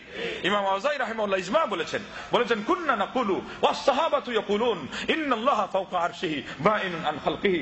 আমরা বলতাম, সমস্ত সাহাবারা এক বাক্যে বলতেন যে আমাদের আল্লাহ আরশে আজিমের উপরে আছেন, সৃষ্টিকুল থেকে তার অবস্থানের দিক থেকে তিনি আলাদা। বলেন আল্লাহু আকবার। এই শব্দটা সমস্ত আলেমরা যারা সামান্য পরিভাষার আভাস বুঝতে আজ করতে পারেন, এটা হলো ইজমার শব্দ। কুননা নাকুলু ওয়াস সাহাবাতু ইয়াকুলুন। আল্লাহু আকবার। এটা ইজমা। আসবে ফিকহের প্রসঙ্গ আর বলে দিবেন ইজমা, ইজমা, কিয়াস, কিয়াস। আহলে হাদিসরা কিয়াস মানে না, এরা গুমরাহ, এরা লামাযহাব। আসেন ইজমা কাকে বলে? কোন বিষয়ে আসল ইজমা, কোন ইজমাটা বেশি যুক্তিসঙ্গত শক্তিশালী? সুফিয়ান ইবনে উয়াইনা, লাইথ ইবনে সাদ, ইমাম মালিক এক বাক্যে বলেছেন যে আমির রুহা কামা জাআত, আল্লাহর আসমা সিফাতের প্রসঙ্গে যেই কথাটা যেইভাবে আসছে তোমরা সেইভাবে রেখে দাও। একটু আগে যেভাবে আহলুস সুন্নাহর পরিচিতি আমি বললাম যে শব্দ যেখানে উল্লেখ হয় নাই স্টপ, কিন্তু যেই প্রসঙ্গ এসেছে ব্যাখ্যা দিতে তারা প্রস্তুত। কারণ আমার আল্লাহর পরিচিতি, এর চেয়ে গুরুত্বপূর্ণ জিনিস কি, এর চেয়ে স্বাদের জিনিস আর কি, এর চেয়ে আকর্ষণীয় বিষয় আর কি, এর চেয়ে বেশি ইমান বৃদ্ধিকারী ইস্যু আর কি, এর চেয়ে বেশি আমার জীবনের সার্থকতা কোথায় যে আমি আল্লাহ সম্পর্কে পরিচিতি জানবো। বলেন আল্লাহু আকবার। মারিফাতুল্লাহ, এটার নাম হলো মারিফাতুল্লাহ। ওই যে ইঙ্গিতে তাদের পঞ্চম শ্রেণীর যে আপনার ইস্যু বলে মারিফত, এটা বলে সবার ঊর্ধ্বে রাখছে। মারিফত ইসলামে হলো সবার প্রথমে আপনি আল্লাহকে আগে চিনবেন, বিগিনিং মহান রব্বুল আলামিনকে আপনি চিনুন। আল্লাহকে না চিনলে আপনি কিসের ইবাদত করবেন? সেজন্য ইমানের প্রথম প্রসঙ্গই হলো জানা, চিনা। ফাআলাম আন্নাহু লা ইলাহা ইল্লাল্লাহ, জানতে হবে এবং বিস্তারিতভাবে জানলে নামে তার কাজে এই মানুষটার আপনি পরিচিতি জানলেন, তার বংশে তার কিছু আপনার বায়োগ্রাফি, তার বায়োডাটা, সেগুলো সংগ্রহ করলে আপনি তার পরিচিতি জানলেন। মহান রব্বুল আলামিনের সাথে আমাদের এই যে পরিচিতি যেটা, ওইটার নাম হলো মারিফত। সেজন্য হকপন্থীদের কাছে প্রথম যে ক্লাস, প্রথম যে সিলেবাসের নাম, ওটার নামই হলো মারিফত। যেভাবে আল্লাহ সম্পর্কে এসেছে আপনি সেইভাবে বিশ্বাস করবেন। এর পরবর্তী পর্যায়ে মুসলমানদের মধ্যে সৃষ্টি হয়ে গেল আরো কিছু এইভাবে করে আপনার মুতাজিলা, এরাও কিন্তু একদিক থেকে তাকদীরকে অস্বীকার করে। তারপরে তারা বলে যে কোরআন হলো মাখলুক, এরপরে এটা বলে যে আল্লাহ রাব্বুল আলামিনকে কাল কিয়ামতের দিন দেখা অসম্ভব। এই যে আসমা সিফাতকে অস্বীকার করা শুরু করে দিল মুতাজিলা পণ্ডিতরা। এদের মধ্যে নাম আছে ইমাম ফখরুদ্দিন রাজিরও, আল্লামা জামাখশরীরও, কিন্তু ইনশাআল্লাহ পরবর্তীতে ওনাদের তওবার কথা আমরা উল্লেখ করব। ইমাম যাহাবী রক্ষা দিয়েছেন যে ওনারা কিভাবে তওবা করেছিলেন, উনি কবিতা আকারে সেটা আমাদেরকে শুনিয়েছেন। কিন্তু ওনাদের নাম ছিল মুতাজিলাদের মধ্যে, ওনারা অগ্রধা তাদের মধ্যে অন্তর্ভুক্ত ছিলেন। তো এইভাবে করে আপনার পরবর্তী পর্যায়ে মুসলমানদের মধ্যে দর্শনটা শুরু হয় অনেক আগে। মুসা নবীরও আমলের 6ষ্ঠ বা 7ম শতাব্দীতে একটা মানুষের নাম ছিল সুকরাত। এই সুকরাত এসে বলেছে এই পৃথিবী নিয়ে আমি গবেষণা করতে চাই, আমি যা দেখি না তা মানি না, আমার বুদ্ধিতে যা আসে না সেটা আমি গ্রহণ করতে রাজি না। ওই থিওরি হলো মুতাজিলাদের বড়, তাকদীমুল আকলি আলা নাকলি, বিবেকে যা ধরে না তা আমরা বিশ্বাস করি না। ওই থিওরিতে পড়েই মানুষ কিন্তু নাস্তিক হয়েছে, সবচেয়ে বেশি নাস্তিক হয়েছে এই থিওরিতে পড়ে। তো উনি বললো যে দেখি খোঁজ নিয়ে দেখে সৃষ্টির এই দুনিয়ার মূল হলো এই যে বাস্তব জগৎ যেটা, এটা বিশেষ কিছু না। আলমে মিসালি আর একটা যেখানে গেলে ওটা রূপ ধরবে, ওইটা হলো বলে আসল। এরপরে মূল ম্যাটেরিয়ালস উপাদানটা কি বলে পানি। তো মোটামুটি কিন্তু সে কিন্তু কাঁচাইছে, কিন্তু স্রষ্টা পর্যন্ত যেতে পারে নাই। এটা ওই রোমানীয়দের একটা ধাঁধা কৌতুকের মতো যে মুরগি আগে জন্মেছে না ডিম। হ্যাঁ, এটা বলার তাদের উদ্দেশ্য ছিল শেষ পর্যন্ত কোনো সিদ্ধান্ত পাওয়া যাবে না, ততই বলা যাবে যে কি কোনোটারই কিছু নাই, যার যেটা ভালো লাগে তুমি বলো যে মুরগি আগে, তোমার ইচ্ছা হয় বলো ডিম আগে, কিন্তু এরপরে আর যাইও না। মানে এরপরে যেতে গেলে তো ঈমান আনতে হবে আল্লাহর উপরে। এটা হলো ফালসাফি, আপনার এই যে যারা দার্শনিক ইনাদের মূল কথা। ফালসাফি মূলত ফিলা সুফা থেকে আসে। ফিলা অর্থ মহব্বত, সুফা অর্থ হলো হেকমত। যিনি হেকমতকে মহব্বত করেন ওনার নাম হলো ফিলসফি, উনি হলেন আপনার ফিলোসফ। তো এই সুকরাতের পরে আসলেন আফলাতুন, এরিস্টটল, তারপরে আমাদের বিরাট বড়, আপনারা তো এটা নাম শুনলে পাগল হয়ে যাবেন, ইবনে সিনা। ওনার সাথে এসে কারামতি, তারামতিয়া থেকে কারামতি, বাতিনিয়া, ইসমাইলিয়া, সুফি মতবাদ। তিনি ওই পরিবারের ছিলেন, ওই যেটা মিশরের হাকিম গোষ্ঠী ছিল, যারা ইবাদি, ওবায়দি, ফাতিমি, যারাই শবে বরাত জন্ম দিয়েছে। হ্যাঁ, এবার দেখেন ওই যে ফলতুমি কেমন বৃক্ষে পরিচয়। শবে বরাত এরা জন্ম দিয়েছে, ফাতিমিরা, মেহরাজ জন্ম দিয়েছে এরা, মিলাদ মাহফিল জন্ম দিয়েছে এরা। এদের সাথে সম্পর্ক ছিল ইবনে সিনা, আবার ওনার সম্পর্ক ছিল দর্শনের সাথে। দুইটার সমন্বয়ে ওনার এমন একটা অবস্থা হয়েছে যে ইমাম গাজালি উনি দার্শনিক থাকতেই বলে দিয়েছেন ইবনে সিনা কোন মুসলমান না। আল্লাহু আকবার, আমার মুখের কথা না, ইমাম গাজালি খুঁজ নিয়ে দেখেন। আরেকজনকে বলেছেন উনি মুসলমান না, তার নাম হলো ফারাবি। কিন্তু আমাদের সমাজে গিয়ে দেখেন আলিয়া লাইনের সিলেবাসে ইনাদের নাম অত্যন্ত ভালোভাবে ফোকাস করা হয়, যে বড় বড় আল্লামা, এবং ইনাদের নামে আপনার বড় বড় হসপিটালের নাম রাখা হচ্ছে। জানি না ভাইরা কেন এই ইতিহাসগুলো খোঁজ নিয়ে দেখেন না যে ইবনে সিনার আসল অবস্থা কি। ইমাম রাজি, ইমাম জামাখশরী, আবুল আলাল মুআররি এরা তওবা করেছে, কিন্তু এটা তো এর তওবা তো সাব্যস্ত হয় নাই। শেষ পর্যন্ত ইবনে সালাহ বলেছেন লাম ইয়াকুন আলিমান মিন উলামাইল মুসলিমিন ইন্নাহু শাইতানুন মিন শায়াতিনিল ইনসি। বলছেন ইবনে সিনা, ইবনে সালাহ চিনেন তো, বিরাট বড় মুহাদ্দিস, ইবনে হাজারের আগে বিরাট বড় মুহাদ্দিস, বলেছেন মানে পাহাড়ের মতো মুহাদ্দিস। বলছেন যে ইবনে সিনা কোন মুসলিম বিদ্বান ছিল না, সে ছিল একটা মানবরূপী মহা শয়তান। হ্যাঁ, কেন? এই দর্শন বিদ্যা দিয়ে আল্লাহকে অস্বীকার করার যারা মানে পায়তারা চালিয়েছে, মুসলিম মিল্লাতের মগজ খেয়ে যারা বলতে চেয়েছে যে স্রষ্টা বলতে কোনো কিছু নাই, এটা হলো দর্শনের খেসারত। এই দর্শনেও বহু মানে দল ডুবে গেছিল। এবং খেসারতের মধ্যে বড় একটা খেসারত কি হয়েছে এবং মুসলমানদের মধ্যে বিভক্তি যে হলো, এটা কিভাবে আপনারা এটা বুঝেন। কবিতা আকারও আমাদের কবিরা সেটা ঠিক করেছেন। ওনারা বলেছেন লা মুসা ওয়ালা ঈসা ওয়ালা মুহাম্মাদুন আলিমু ওয়ালা জিবরিলু ওয়া হুয়া ইলা মাহাল্লিল কুদসি ইয়াসহাদ কাল্লা ওয়ালা নাফসুল বাসীতাতু লা ওয়ালাল আকলুল মুজাররাদ غير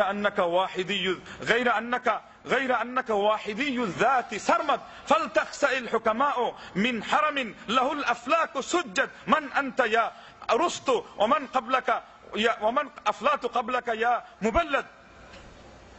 এইগুলা বলছেন। তারপরে এটা বলে ক্ষান্ত হন নাই, বলেছেন ওমান ইবনু সিনা হিনা মাররাদা মা বুনিয়া লাহু ওয়া শাইয়াদ হাল আনতুম ইল্লাল ফারাশ قد راى الشهاب وقد توقد। তারা দর্শন দিয়ে আল্লাহকে চিনতে চাইছে। উনি বলছেন তোমার শেষ কথা যেটা আমি বলতেছি, আফলাতুনের নাম নিয়েছেন, অরিস্টটলের নাম নিয়েছেন, ইবনে সিনার নাম নিয়েছেন, বলেছেন যে তোমরা আগে সেজদা করো ওই সত্তার সামনে চোখ বন্ধ করে যার জন্য সমস্ত দিক দিগন্ত সৃষ্টির ক্ষণা উপকার সেজদা করে কোনো প্রশ্ন ছাড়া। বলেন আল্লাহু আকবার। ভক্তিতে আল্লাহ মিলে তর্কে বহুদূর। তোমরা কেন বিদ্যা বুদ্ধি খাটাতে গিয়েছো? তোমরা কি জানো? উদাহরণ দিয়ে বলেছেন তোমরা হলে ওই পঙ্গপালের মতো যে আগুন দেখে এরপরে লাফ দিয়ে ওখানে পড়ে যায় এবং জ্বলে পুড়ে ছারখার হয়ে যায়। কথা ঠিক না বেঠিক? কেননা আগুনের ভিতরে কি আছে এটা কি কেউ আয়ত্ত করতে পারবে?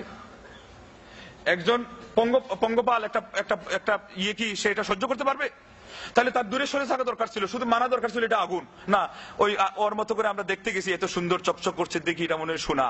তো আজকে আমাদের দার্শনিকরা দেখতে গেছে যে আল্লাহর পরিচয় আমরা নিজেরা বিদ্যা দিয়ে খুঁজতে নিতে যাই, তাইলে আমরা সোনা পাবো, অথচ এসে কিছুই রূপাও পায় নাই, ইমানটাও পায় নাই।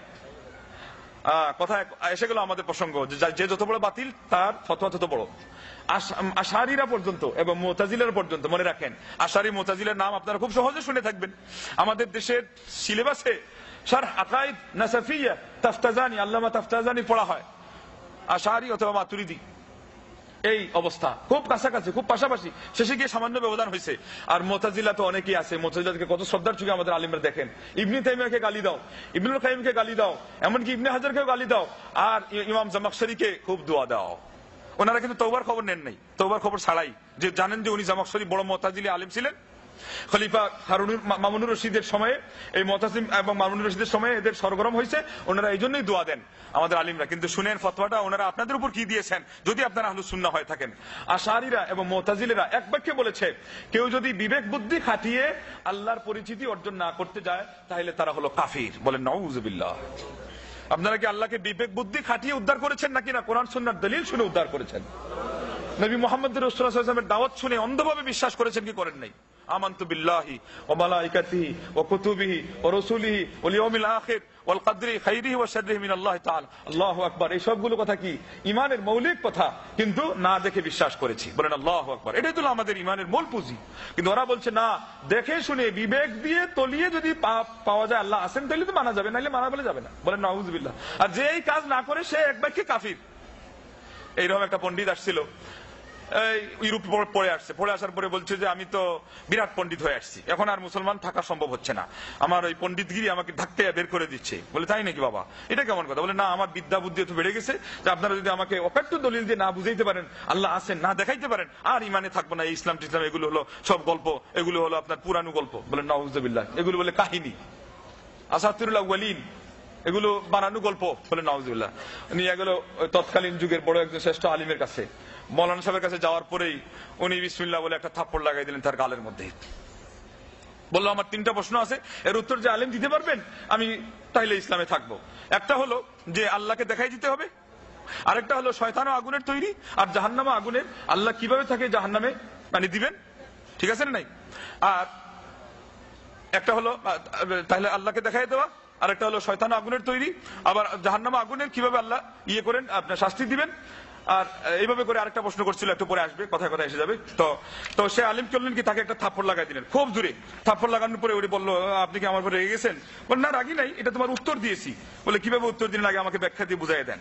তারপরে উনি বললেন আরেকটা হলো যে তাকদির সে অস্বীকার করে, তাকদিরকে সে মানে না, তাকদির মানে না।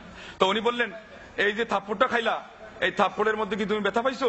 চিল্লাচিল্লি যে করলাম, হ্যাঁ অনেক ব্যথা পাইছি। বলে ব্যথাটা আমাকে দেখাও, তাড়াতাড়ি দেখাও, কি পরিমাণ, কত কিলো ওজনের তোমার ব্যথাটা পাইছো। বলে এটা তো দেখানো যায় না। বলে বেওকুফ, এটা দেখানো যায় না, আর আসছো স্রষ্টা আল্লাহকে দেখানোর প্রশ্ন করতে।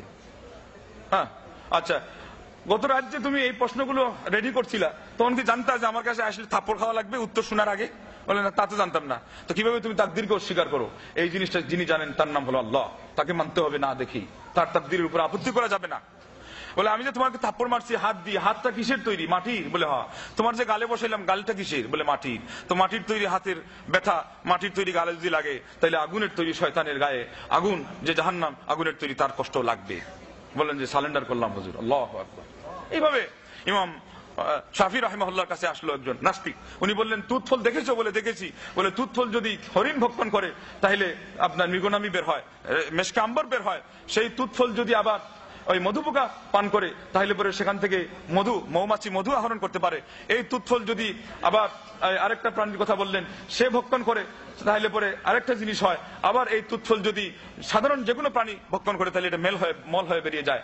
কোন জিনিসটা সেখানে আছে? জিনিসটা একটাই, কিন্তু এইভাবে ডাইভার্সন হয়ে ওই ভিতর থেকে 4টা পদ্ধতিতে বের হয়। এটা কে করে তুমি বলে দাও। বলে দিল যে আমার আর প্রশ্ন করা লাগবে না, আল্লাহ আমি মেনে নিয়েছি। ইমাম আহমদ বিন হাম্বল রাহিমাহুল্লাহ এইভাবে ডিমের কথা দিয়ে বলেছেন যে কোনো ছায়া বাতাস নেই এবং সাদা প্রলেপ, তার হলুদ আপনার আবরণ, তারপরে সাদা প্রলেপ, এর ভিতর থেকে একটা প্রাণী বের হয়ে যেতে পারে, এটাকে তুমি বিশ্বাস করো? বললো যে এটা তো বিশ্বাস করি না। এরপরে তাকে বলে হলো আরে ডিম তুমি দেখো না, ডিমের ভিতর থেকে আমার মুরগির বাচ্চা বের হয়। বলেন আল্লাহু আকবার। বলে আল্লাহ রাব্বুল আলামিনকে চিনতে গেলে তাইলে বোঝা গেল এই সমস্ত বুদ্ধিমত্তাকে আগে সারেন্ডার করাতে হবে আল্লাহ কোরআনে যা বলেছেন, নবী মুহাম্মদ সাল্লাল্লাহু আলাইহি ওয়াসাল্লাম যা বলেছেন তার সামনে। কিন্তু দার্শনিকরা এটা মানতে রাজি না, তাদের কথা হলো আমাদের বিদ্যায় যা আছে। অথচ হাদিসে আসছে শয়তান এসে বলবে এটাকে সৃষ্টি করলো, ওইটাকে সৃষ্টি করলো। শেষ পর্যন্ত যখন বলবে যে আল্লাহকে কে সৃষ্টি করলো, এক হাদিসে আসছে তুমি বলে তো ক্ষান্ত হয়ে যে এটা আমি আল্লাহর কাছে আশ্রয় চাই। আরেক হাদিসে 3বার বাম দিকে আপনি থুতু ফেলে আল্লাহর কাছে বলবেন যে আউযু বিল্লাহি মিনাশ শাইতানির রাজিম, আমি শয়তানের ওয়াসওয়াসা থেকে আশ্রয় চাচ্ছি। কারণ এখন আপনার কাছে কে এসে গেছে? শয়তান এসে গেছে। এবং এই ধরনের পণ্ডিতের চেয়ে ওই অশিক্ষিত মানুষটাই ভালো, যে ছিল আপনার বেদুইন কিন্তু হাকিম বলা হয়েছে তাকে। ওই যে ফিলোসফকেও হাকিম বলা হয়, কিন্তু আসল হাকিম কে দেখেন? বুদ্ধি দৌড়াইলে হাকিম হয় না। সে বলেছিল আল বারাতু তাদুল্লু আলাল বাঈদ وآثار الأقدام تدل على المسير فالسماء ذات بروج والأرض ذات فجاج والبحر ذات أمواج فكيف لا تدل على اللطيف الخبير। একটা মল যদি প্রমাণ করে উঠের প্রতি, একটা পদচিহ্ন যদি প্রমাণ করে পদচারণকারীর প্রতি, তাহলে পরে এই যে আসমান রয়েছে, অসংখ্য অগণিত টাওয়ার সন্নিবেশিত আসমান, সমৃদ্ধ আসমান, এই জমিনে অসংখ্য অগণিত গিরিপথ সরুপথ রয়েছে এবং এই সমুদ্রে উত্তাল তরঙ্গমালা রয়েছে, এগুলো কি প্রমাণ করে না যে একজন সূক্ষ্মদর্শী স্রষ্টা মহান আল্লাহ রয়েছেন? বলেন আল্লাহু আকবার। বন্ধুগণ, নিজের ফিতরাতকে জিজ্ঞাসা করেন, সৃষ্টির স্বভাবকে জিজ্ঞেস করেন, এটাকে সংরক্ষিত রেখে সেখান থেকে উত্তর আসবে যে আল্লাহ রাব্বুল আলামিন আছেন। এরপরে মুসলমানদেরকে বিভ্রান্ত করা হয়েছে যে দর্শনের মাধ্যমে, সেটার নাম হলো সুফি মতবাদ। এরা এসে বলছে কি বিবেক দৌড়াও। সুফিরা বলছে ও বিবেক দৌড়াই তো মানুষকে নষ্ট করা হয়েছে, মানুষ জিন্দিক হয়ে গেছে। শেষ পর্যন্ত ওই আমিতি সম্পর্কে ইমাম ইবনে তাইমিয়া বলছিলেন যে একবার কয় এটা ঠিক, আবার কয় এটা ঠিক নেই। শেষে না আল্লাহর একত্ববাদ সাব্যস্ত করতে পারে, না নবীদের কোন নবুয়তকে সাব্যস্ত করতে পারে। শেষ পর্যন্ত মানে দার্শনিকদের চ্যালেঞ্জ হলো আমরাই নবীদের চেয়ে আরো ভালো। সুফিরা প্রথমে সাধুতা দেখাইলো, বললো যে না আমরা আল্লাহকে বরং মানতে চাই এবং নবীদের মানে আনুগত্য করতে চাই, তাইলে পরে আমরা দর্শন বিদ্যায় যাব না, বিদ্যা চর্চা করতে যাবো না। কি করবো? আল্লাহকে বেশি বেশি মহব্বত করবো, বাস। মহব্বত করে নফল ইবাদত করবো, জিকির আজকার, তাসবিহ তাহলিল, নামাজ রোজা, খালি আল্লাহ আল্লাহ, বাস। কোন কোন পরিভাষায় আল্লাহ বলেন আল্লাহ বিল্লাহ করা, খালি আল্লাহ বিল্লাহ, বাস। এরা বলছে যে এটা নিয়ে ঠাকুরে বাবা এই বিদ্যা চর্চা করে দেখছি মানুষ কি জিন্দিক হয়ে গেছে, তো অতএব এই ইলম চর্চা করা যাবে না। এটা কি সঠিক হয়েছে? ইলিম লাইন মতো চর্চা করা দরকার ছিল, এই হলো আসল সমাধান। তারা করছে কিনা ইলিম চর্চা করা যাবে না, যার ফলে ঘুরে ফিরে হয়েছে কি কিছুদিন মাত্র একটু ভালো ছিল। এবং এরাই ছিল ওরা যাদেরকে এরা বলে সুফি, কিন্তু তারা সুফি না। মোহাম্মদ বিন ওয়াসে তাদের মধ্যে উল্লেখযোগ্য একজন, মোহাম্মদ বিন ওয়াসে উল্লেখযোগ্য একজন, এবং হাসান বাসরি উল্লেখযোগ্য একজন, এবং তারাই প্রকৃত অর্থে আল্লাহর ওলি হয়েছিলেন, যাদের মধ্যে সুফি নামও ছিল না, এদের এই কাজও ছিল না। এই মোহাম্মদ বিন ওয়াসের একটা অঙ্গুলিকে আপনার কোথায় পাবেন মুসলিম বলেছিলেন, সেনাবাহিনীর মধ্যে খুঁজে খুঁজে সে কোথায়, বলছিল যে সে সেনাবাহিনীর এক পাশে দাঁড়িয়ে আছে আর আঙ্গুল তুলে জন্য কি যেন বলতেছে। তো উনি বললেন যে আঙ্গুল তুলে আল্লাহর দিকে ইশারা করতেছে, তুরস্ক জয় করতে চাচ্ছেন তখন কোথায় পাবেন মুসলিম। এরপরে বললেন লা ইসমাউ মুহাম্মদ বিন ইবনে ওয়াসিআইন আহাব্বু ইলাইয়া মিন মিআতি আলফি জুনদিয়িন তারিরিন ওয়া সাইফিন শাহীরিন। আমার কাছে এই ধরনের মুহাম্মদ বিন ওয়াসের একটি অঙ্গুলি 1 লক্ষ সশস্ত্র বাহিনী সেনাবাহিনী অপেক্ষা এবং 1 লক্ষ সুপ্রসিদ্ধ ফেমাস তরবারি অপেক্ষা আমার কাছে আরো প্রিয়। বলেন আল্লাহু আকবার। কেননা এই দোয়ার মাধ্যমে তারা আগে বিজয় লাভ করেছিলেন এবং এই মুহাম্মদ বিন ওয়াসিকে তারা জানতেন যে এরা হলো আল্লাহর ওলি। আল্লাহর ওলি হওয়ার জন্য আজকে যে পেশা ধরেছে তা নয়। হাদিসে এসেছে, নাসাই শরীফে এবং মুসনাদে হাকিমে হাদিসে এসেছে কি জানেননি, কাল কিয়ামতের দিন আল্লাহর ওলি কারা হবে? ইনশাআল্লাহ আপনারা আল্লাহর ওলি হবেন যদি নিয়ত করে মাহফিলে বসেন যে হক শিখার জন্য, হকপন্থী ভাইদের সাথে সঙ্গ দেওয়ার জন্য এখানে এসেছি।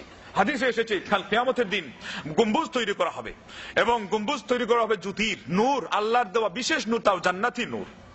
তারপরে পোশাক দেওয়া হবে নূরের, চেহারাও নূরের, এবং গম্বুজের উপরে এক গুরু মানুষকে বসিয়ে দেওয়া হবে।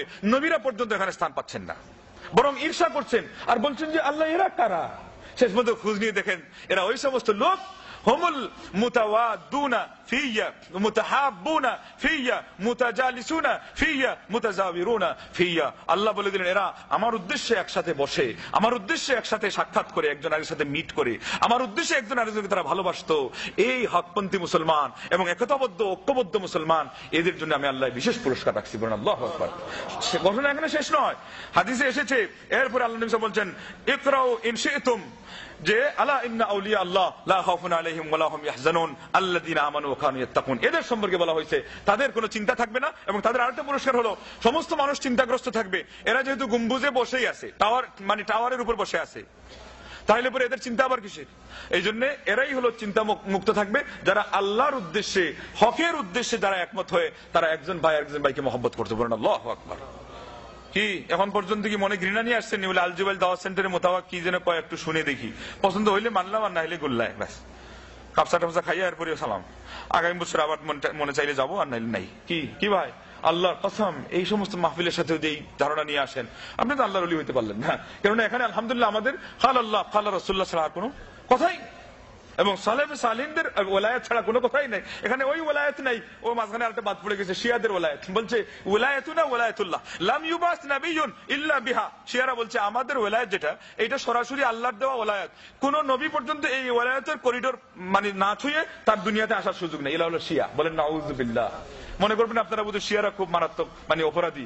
হ্যাঁ, শিয়াদের চেয়ে সুফিরা আরো বড় অপরাধী। এই জন্য আমি সংক্ষেপে শিয়াদের কথা এখানেই রেখে চলে যাচ্ছি। মোট কথা তাদেরও কিছু কথা ইঙ্গিত না দিলে নয়। তারা বলছে যে ইন্না মিন দারুরিয়াতি মাযহাবিনা আন্না লিআইম্মাতিনা মানজিলান লা ইয়াবলুগুহু নাবিয়্যুন মুরসালুন ওয়ালা মালাকুন মুকাররাবুন। আমাদের মাযহাবের অপরিহার্য আকীদা হলো যে আমাদের ইমামদের এমন একটা স্তর আছে যে স্তরে আল্লাহর কোন প্রেরিত ফেরেশতাও বসতে পারেন নাই, প্রেরিত কোন নবী মেসেঞ্জার তিনিও সেই স্তরে বসতে পারেন নাই। বলেন নাউযুবিল্লাহ। এটা শিয়া। শিয়াদের এই সমস্ত এই যে টালবাহানা, এরা এই সমস্ত আস্ফালন, সেখান থেকে এই আকীদা তৈরি হয়েছে যে তারা দুনিয়ার মধ্যে শ্রেষ্ঠ।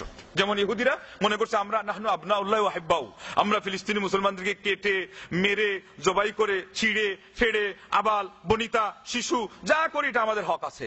এখন শিয়ারাও এই প্রমাণ দিয়ে দিল। এবং ইমাম ইবনে তাইমিয়া রাহিমাহুল্লাহ, আজকে কেন আমাদের সমাজের মুসলমানরা ইবনে তাইমিয়ার নাম শুনতে পারে না? ইবনে তাইমিয়া আজকে থেকে কয়েক শত বছর আগে চিহ্নিত করে গিয়েছিলেন যে শিয়া সম্প্রদায়ের সবচেয়ে বড় বন্ধুত্ব হলো ইহুদিদের সাথে। বলেন আল্লাহু আকবার। বন্ধুত্ব এতদিন গোপনে ছিল, আজকে তারা বের করে দিয়েছে, নিজেরাই তারা এটাকে ফোকাস করে দিয়েছে। বলেন আল্লাহু আকবার। এবং তাদের দুরাচার ইহুদকে ছাড়াইও পর্যন্ত চলে গেছে। বাশার আল আসাদের লাঠিয়াল বাহিনী একটা সুন্নি মহিলাকে হত্যা করছে, সেই মহিলা চিৎকার করে বলছে আল্লাহ আল্লাহ আল্লাহ। তখন তার সেই লাঠিয়াল বাহিনী বলে আল্লাহ শুনু আল্লাহ যাবাহনাহু মিন ক্বাবল আল্লাহ রামাইনাহু বিযুবালা। বলেন নাউযুবিল্লাহ। বলে আল্লাহ আবার কে রে? আল্লাহরে তো অনেক আগেই আমরা হত্যা করে ডাস্টবিনে ফেলে দিয়েছি। কোন ইহুদি কথা বলেছিল, কোন খ্রিস্টান বলেছিল? সেজন্য ইমাম ইবনে তাইমিয়া বলেছেন আর রাওয়াফিদু আখবাতু মিনাল ইয়াহুদ আখবাতুল খালকি তাহতা আদিমিস সামা। রাওয়াফিদরা হলো ইহুদি অপেক্ষা আরো খবিস, আরো নোংরা শিয়ারা। যেমন ওমরুল খাত্তাব বলেছিলেন শিরারুল খালকিল খাওয়ারিজ, ওমরুল খাত্তাব রাদিয়াল্লাহু আনহু। আর ইমাম ইবনে তাইমিয়া বলেছেন আদাররুন নাসি আলাল উম্মাহ আশ-শিআতু আশ-শিআতু ওয়াস সুফিয়্যা। আর আরেক শব্দ বলেছেন আল মুতাফালসিফাতু ওয়াস শিআ। এই দার্শনিক আর এই শিয়া আর এই সুফি এরা হলো উম্মতে মুসলিমার উপরে সবচেয়ে বড় ক্ষতিকর জাতি। এদের কোনো নামাজ নাই, অজু করে না, অজু করে না। শিয়ারা অজু করে না, জানেন? হারামের আশপাশে গেলে দেখবেন এদের শরীর থেকে গন্ধ আসতেছে, অজু করে না, এমনি দাঁড়িয়ে থাকে, রুকুটুকু কোনো দিলে দিল, সেজদা কোনো নাই। জিহাদ কি? যারা তাদের দলকে সমর্থন করে না সারা রাত দিন খালি ওদেরকে গালি দাও, এটা হলো সবচেয়ে বড় জিহাদ। জাকাত কি? সালমান ফার্সির নামে সিন সিন সিন অঙ্কন করো, এটা জাকাত। আর মাবুদ কয়জন? আকানিম সালাসা, সিন আইন মিম। এটা কি মানে বাবা? এটা তো আমরা শুনছি খ্রিস্টানদের মাঝে আছে তিনটা তৃত্ববাদ, ঈসা আর মারিয়ম আর আল্লাহ। বলছে আমাদের ওখানে সিন আইন মিম, নামও নাই।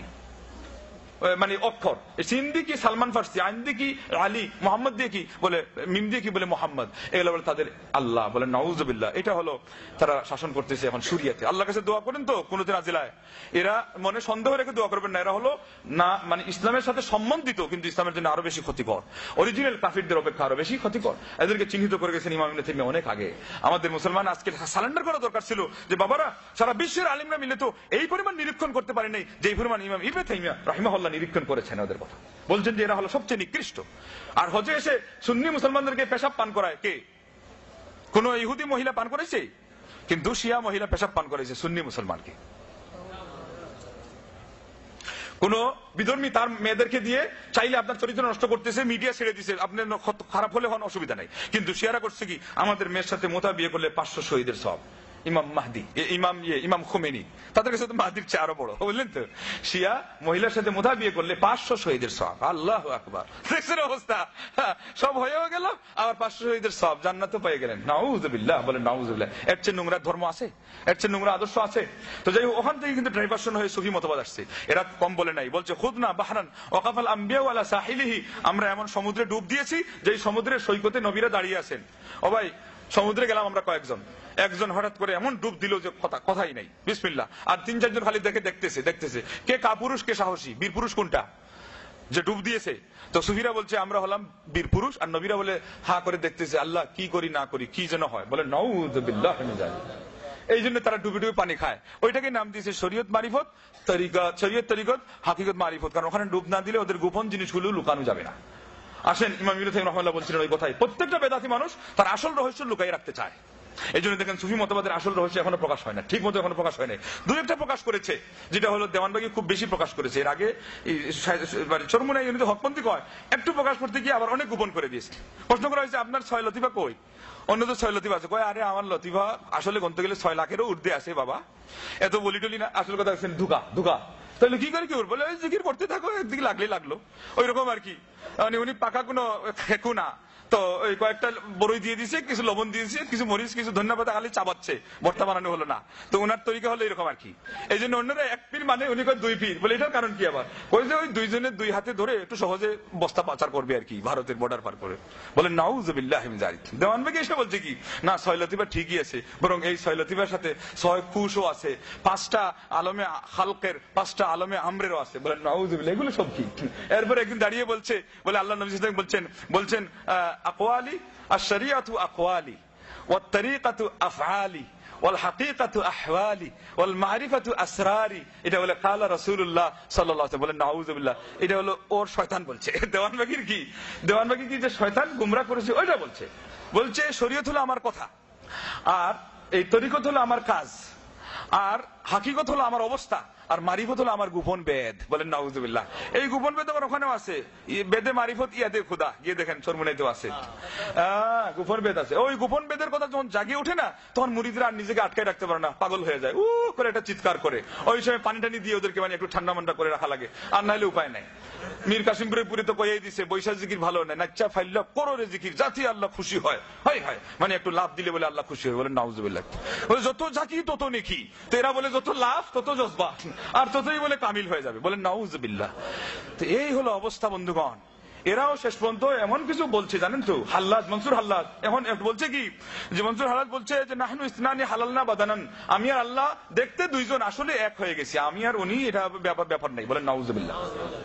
এরপরে বলছে কি, কাফারতু বিদীনিল্লাহি ওয়াল কুফরু ওয়াজিবুন আলাইয়া ওয়া হুয়া ইনদাল মুসলিমিনা কাবিহু। এটা মনসুর হাল্লাজের কথা, আর এটা আওড়াইতো কে, বাহাউদ্দিন নকশবন্দি। 4টা তরিকা সুফিবাদে, প্রথম নকশবন্দি, তারপরে সোহরাওয়ার্দী, তারপরে কাদিরি, তারপরে চিশতি। ওই চিশতি থেকে সাবিরি শাখা গেছে, ওই সাবিরি থেকে ফুরফুরি একটা শাখা গেছে, ওই ভারত বর্ডার পাশ দিয়ে আমাদের ওই দেশে গেছে, বুঝলেন তো। ওই বাহাউদ্দিন নকশবন্দি এই কথা বলতো কাফারতু বিদীনিল্লাহ, আমি আল্লাহর দ্বীনের উপর কুফরি করলাম। বলেন নাউযুবিল্লাহ।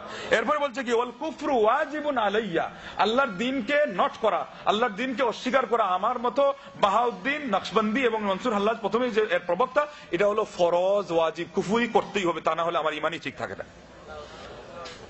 কি নেশা, এগুলো সুফি মতবাদে লুকিয়ে আছে, আর আপনারা আছেন কোথায়? এরপরে আসেন কিভাবে, যদিও এটা মুসলমানদের কাছে নিকৃষ্ট, ঘৃণিত, আরে হারাম, নিকৃষ্ট কি, এটা হারাম, আকবাহুল হারাম, এর চেয়ে বড় নিকৃষ্ট একটা ঘৃণিত হারাম আসমানের নিচে আর কিছু আছে? কিভাবে এটা করছে? ফালসাফাদের একটা ইয়ে ছিল অদ্বৈতবাদ, ওয়াহদাতুল উজুদ, ওইটাকে সুফিরা নিয়ে এসছে হুলুলিয়া নাম দিয়ে। বলছে যে সাধনা করতে করতে এক পর্যায়ে আপনি ওই মহাত্মা হয়ে যাবেন, আত্মা মহাত্মা, পশু আত্মা থেকে মহাত্মায় যাবেন, এরপরে পরমাত্মা আর মহাত্মা এক হয়ে যাবে। ওই ওখান থেকে হিন্দুদের গান্ধী ছিল মহাত্মা। ঠিক আছে? তো আমাদের দেশের গুরুবাদ তারা বলছে যে আল্লাহর একটা কালার আছে চুনের মতো, আর বান্দাদের কালার হলুদের মতো।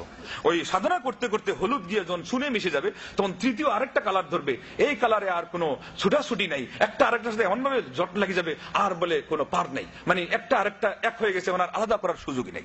আর যদি ঘটনা এমন যে আলাদা করার সুযোগ যদি না থাকে, ওই জায়গাতেই কিন্তু কুফরি আসতেই হবে, কেননা মাবুদ নাই তো। আপনি যে ইবাদত করবেন, আল্লাহ যে বলেন ওমা খালাকতুল জিন্না ওয়াল ইনসা ইল্লা লিয়াবুদুন, শুধু ইবাদতের জন্য আমি সৃষ্টি করছি জিনকে এবং ইনসানকে। এখন তো এমন ভাবে জট লাগছে ছুটানোর উপায় নাই।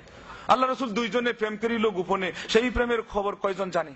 মিয়ানে আশিক ও মাসুক রামসেস কারামান কাতিবিরা হাম খবরনেস। বলছে আশিক মাসুকের ভিতরে এমন গোপন রহস্য এসে লেগে গেছে, এখানে কেরামান কাতিবিন ফিরিস্তাও গেট আউট, না দরকার নাই তোমার এখানে কোনো প্রবেশাধিকার নিষেধ, বলেন নাউজুবিল্লাহ। তারা এখন গোপন খেলা খেলছে। ভাই ভুলে যাব, কথা বলে ফেলি, এটা তো চরমুনের ঘটনা ছিল, অনেক শ্রদ্ধা করতাম, কিন্তু কিছুদিন আগে বরুণা লুৎফুর রহমান, উনি হলো হুসাইন মাদানীর মুরিদ, সেই জায়গাতে একজন আলেম গেছেন এজাজ মাদানী, তাকে গিয়ে বলা হয়েছে যে আপনি হুসাইন মাদানী সাহেবের আজমির শরীফের কাহিনীটা কয়ে দেন। শুনবেন আজমির শরীফের কাহিনী কি? আমরা তো আগে এতটুকু খালি বলতাম যে আমাদের আলিমরা বলছে আমাকে মাফ করে দাও হোসেন আহমদ মাদানীর খাতিরে, আমরা বলতাম এটা বেদাত। কিন্তু ওনার মাধ্যমে কি ঘটনা ঘটছে এবার শুনেন। তারা নিজেরা গর্ব করে বলতেছে, সিলেটে বরুণার শেখ সাহেবের খানকাতে গিয়ে বলছে যে হোসেন আহমদ মাদানী সাহেব এক ওয়াজে গেছিলেন, আসার পথে ওই যে আপনার ওই আজমির শরীফের মসজিদ খাজা শাহ নওয়াজি মসজিদে নামাজ পড়তে গেলেন। 12টার সময় উনি পৌঁছেছেন, নামাজ হবে 1টায়। উনি আসার সাথে সাথেই খানকার যত আশিগান খাসিগান জিন্দেগান মুর্দেগান আছে না, এগুলো বলে সব করছে কি ওনাকে তালাবন্ধ করে দিছে। মানে এখানে তাহলে বোঝা গেল লকও আছে, গেট লক আছে না, গেট লক, মানে গেট লকের মধ্যে একেবারে মুড়ির টিন বানায় আপনারা ভরিয়ে দেয়, তো এখানে বলে তালা বন্ধ করে দিছে ওনাকে। তালা যে বন্ধ করছে আর এখন বের হয় না। তো ঘটনা কি? কবর জিয়ারত আসসালামু আলাইকুম আহলুল কবর শেষ পর্যন্ত ইলা আখিরি। এরপরে তার জন্য দোয়া, মৃত্যুকে স্মরণ করা, উপদেশ নিয়ে বাড়িতে ফেরত আসা, এই তো না। উনি বসে আছে, কি পরিমাণ বসে আছে, বলছে নামাজ হবে 1টায়, 1:15, 1:30, 1:45, মাদানী সাহেব বের হয় না। 1:45টার সময় উনি খটখটায় কয় যে দরজা খুলে রে। এরপরে উনি বের হইলো, ওই ঝগড়া হলো কে ইমামতি করবে না করবে, মোট কথা পরে উনি ইমামতি করলেন। তারপরে পাগড়ি পরিয়ে দেওয়ার পালা আসলো, উনি দুর্বল মানুষ, অনেক কষ্ট করে পাগড়ি পরিয়ে দিচ্ছেন। শেষে কি বলছেন শুনবেন, শেষে বলছেন মুঝে জো কুছ মিলা হ্যায় ইস দর কে তুফাইল সে মিলা। বলেন নাউজুবিল্লাহ। দর মানে দরগাহ, গাহ শব্দটা বাদ রেখে দর বলা হয়েছে এখানে, কিন্তু এটা হলো ওই দরগা। বলছেন আমার জীবনে যা কিছু পাইছি এই দরগার বরকতে পাইছি। বলেন নাউজুবিল্লাহ। শিরিক এর চেয়ে বড় জঘন্য দুনিয়াতে আর আছে?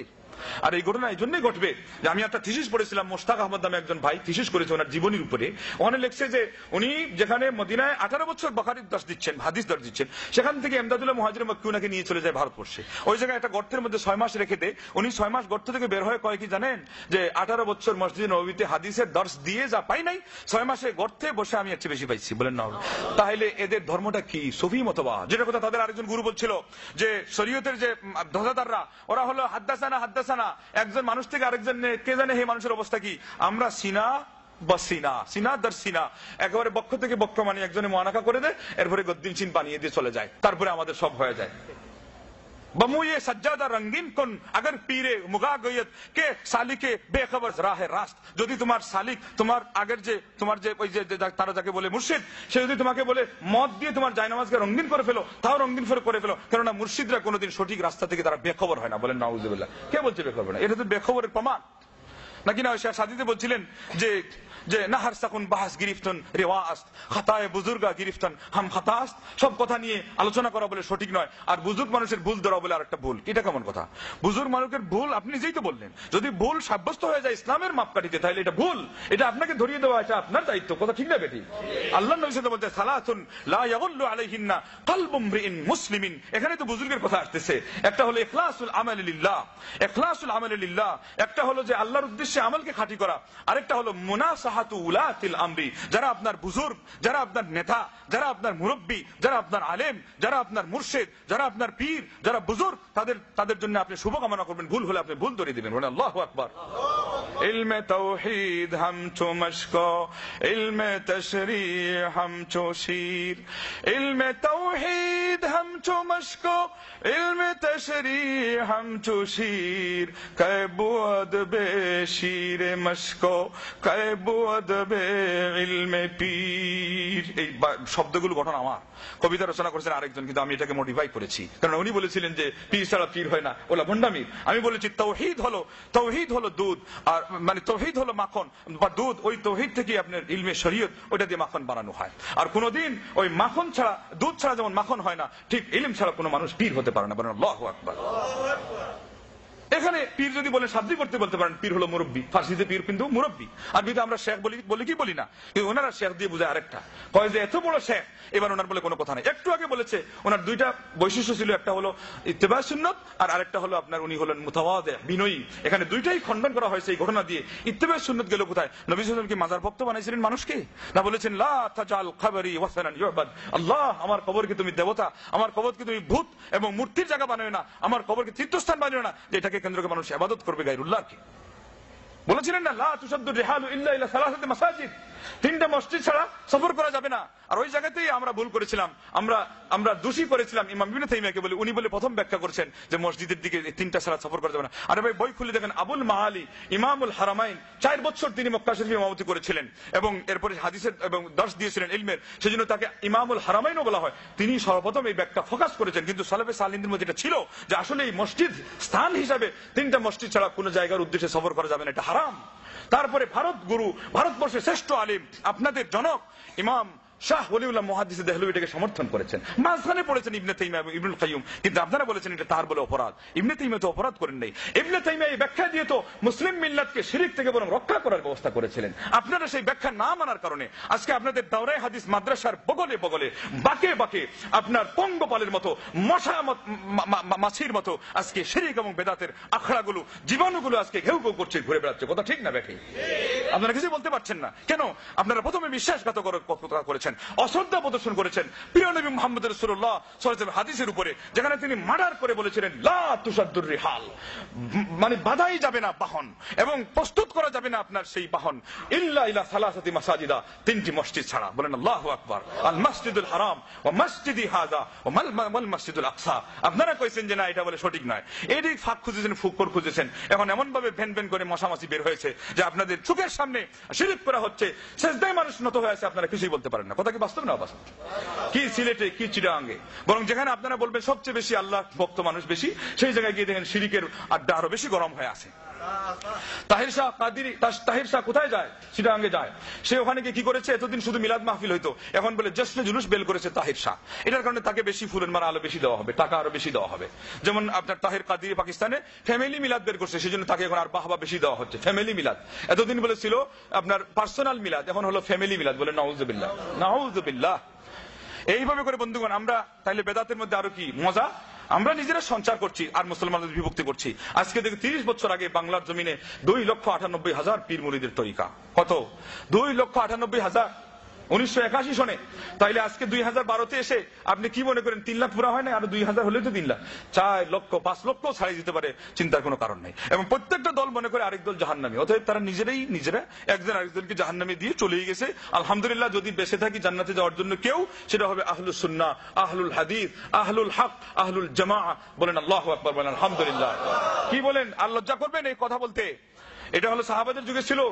ইতিহাস খুলে দেখেন, মা ওরাদুন নাহার, মা ওরা আন-নাহার, আজারবাইজান, সুগুরুর রোম, সুগুরুল ফারস, এই সব দেশগুলো, ইরাক, বাগদাদ, এই সবগুলো মুসলমানরা এক নামে পরিচিত ছিল আহলুল হাদিস। আর আজকে আমরা আহলুল হাদিস নামটা বলতে লজ্জা পাই কেন? আমাদের এই সমস্ত আলেমরা এই নামটাকে পচিয়েছে, এই আলেমদেরকে তারা কুণ্ঠাসা করেছে, অথচ তাদের সেই লাগাম ধরে রাখার মতো কিছুদিন আগেও আহলুল হাদিস আলেমরাই সেই নেতৃত্ব দিয়েছে ভারতবর্ষেও, এখনো কিন্তু দিচ্ছে গৌণভাবে হলেও। কথা বলেন আল্লাহু আকবার। কে? সেই ফাতিহা কাদিয়ান। এই যে কাদিয়ান যেটা হলো মিথ্যা নবুয়তের দাবিদার, তার সাথে মুবাহালা করে কোন আলিম বিজয়ী হয়েছিলেন? তার নাম সানাউল্লাহ অমৃতসরী, বলেন তিনি আহলুল হাদিস। বলেন আল্লাহু আকবার। কিন্তু আপনারা তাকে ফতোয়া দিয়েছিলেন, দেওবন্দি আলিমরা বলে তিনি কাফির। তারপরে হিন্দু মহিলার সাথে মুনাজারা করতে দাঁড়িয়েছেন, হিন্দু মহিলা বলে আপনার খালাতো ভাইরা তো আপনার 2 দিন আগে কাফির কইছে, আপনি আমার সাথে কেন মুনাজারা করতে আসলেন? উনি তখন সাথে রাতে বললেন আশহাদু আল্লা ইলাহা ইল্লাল্লাহ ওয়া আশহাদু আন্না মুহাম্মাদার রাসূলুল্লাহ, আমি এখনই মুসলমান হলাম, তোমার কি পয়েন্ট আছে দাও। ওই মহিলা বলছে আমার পুঁজিবাড়ি শেষ, এত বড় দেশশক্তি, এত বড় উপস্থিত বুদ্ধির, এত বড় আলেম আমি দুনিয়াতে আর দেখি নাই। পেশাব টেশাব করে চেহারা চেয়ার ভিজাই দিয়ে ওই মহিলা পালিয়ে গেছে। আল্লাহু আকবার। আল্লাহ এদেরকে হক সাহায্য করেছে, আপনারা তো করেন নাই। মোহাম্মদ আলী বেঠালবি রঙ্গিলা রসুল লেখকের প্রতিবাদে দাঁড়িয়ে ফাঁসি কাষ্ঠের নিচে যে হাসি দিয়েছে এবং ইংরেজের সেই রাগের কারণে আবার তার জানও বেঁচেছে এবং তার বিজয় এসেছে, সেটা হলো আহলুল হাদিস। বলেন আল্লাহু আকবার। আর আজকে লজ্জা হয় না যে দেওবন্দি আলিমরা আহলুল হাদিসদেরকে বলে, এরা বলে ইংরেজের প্রজন্ম। বলেন নাউজুবিল্লাহ। ইংরেজের আমলে জন্ম হয়েছে এই কাদিয়ানির, এবং ইংরেজের আমলে জন্ম হয়েছে আরো অনেকের, সেই সাথে আপনাদেরও। আমরা বলি না যে আপনারা দালাল, আপনারা চেষ্টা করেছেন, কিন্তু আপনারা আদা সাদা করেছেন। খাঁটিভাবে যদি কেউ প্রতিবাদ করে, ফারাইজি আন্দোলনের যে আপনার আদর্শ নিয়ে বাংলাদেশে এখন পর্যন্ত তিতুমিরের খুঁটি গাড়া ছিল বা নিদর্শন আছে, তাইলে এরা হলো প্রকৃত অর্থে আহলুল হাদিস। বলেন আল্লাহু আকবার। বন্ধুগণ, আজকে আর এই লজ্জার সময় বাকি থেকে নেই, আমাদেরকে এখন আসতে হবে নামে এবং কাজে, আদর্শে। কেননা আল্লাহ রাব্বুল আলামিন কোরআন কারীমের মধ্যে আমাদের নামও বলেছেন, আদর্শের কথাও বলেছেন এবং সবকিছু বলেছেন। ইহদিনাস সিরাতাল মুস্তাকিম সিরাতাল্লাযিনা আনআমতা আলাইহিম। ওই আরেক আয়াতে ব্যাখ্যা আসছে কি, মিনান নাবিয়িনা ওয়াস সিদ্দিকিনা ওয়াস শুহাদাই ওয়াস সালিহিন।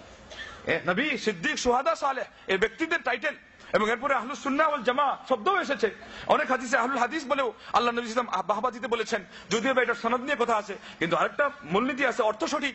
কারণ আহলুস সুন্নাহ এবং আহলুল হাদিস এগুলোর শব্দ অর্থ দুইটারই এক। তো অতএব শেষ পর্যন্ত আরেকটা জিনিস ওনারা আমাদেরকে বেকায়দা ফেলছে, বলছে কি ওনারা তো মাযহাব মানে না। কথা ঠিক না বেঠিক? আরে মাযহাব মানে কি আপনারা অন্যায় করছেন নাকি আমরা অন্যায় করছি? এটা তো আরেক বিরাট বড় একটা সাগর। আসল কথা হলো মাযহাব মানার অর্থই হলো অন্ধভক্তিতে বিশ্বাস করা, একজন মানুষের কথা চোখ বুঝে মাথা পেতে মেনে নেওয়া। ইসলামে কি এটা আছে না নাই? অল বুদনা জাহালনা, আল্লাহ বলছেন যে বুদন হলো ওই উট যেগুলো হজের মধ্যে নিয়ে যাওয়ার সময় তার ঘাড়ে কিছু একটা লটকায় দেওয়া হয়, আর এক সহজে বলা হয় কিলাদা জোয়াল, ওই গরুর ঘাড়ে লটকায় দেওয়ার নাম হলো তাকলিদ। তো অতএব আপনার ঘাড়ে একজন মানুষের কথা দলিল ছাড়া না বুঝে লটকানোর নাম হলো তাকলিদ। এটা কি কোনো মানুষ বলতে পারে? ইমাম তাহাবী হানাফি মাযহাবের বর্ষিয়ান আলেম, উনি বলেছেন লা ইউকাল্লিদু ইল্লা আসাবিয়ুন আও গাবিয়ুন। নির্ঘাত একজন ওই আপনার জিদ্দি মানুষ ছাড়া, জিদ এবং একজন বোকা মানুষ ছাড়া, ইডিয়ট যাকে ইংলিশে বলে, এই মানুষ ছাড়া কেউ অন্ধভক্তিতে আসেই না। এখানে আলিমদের কথা বলেন নাই, ওনারা মাঝখানে গিয়ে বলেন নাকি আরে এটা হলো আলিমদের কথা। না, আলিমদের কথা না। একটু পরে দেখবেন বলা হয়েছে রাজুল, কোন রাজুল যে যদি পুরুষ হয়, সে যদি মানুষ হয়, সে যদি বুদ্ধিমান হয়, তার পক্ষে তাকলিদ মানায় না। এটা হলো হানাফি মাযহাবের বর্ষিয়ান আরেকজন আলিম বলেছেন। তো অতএব বন্ধুগণ, এটা হলো শাব্দিক কথা।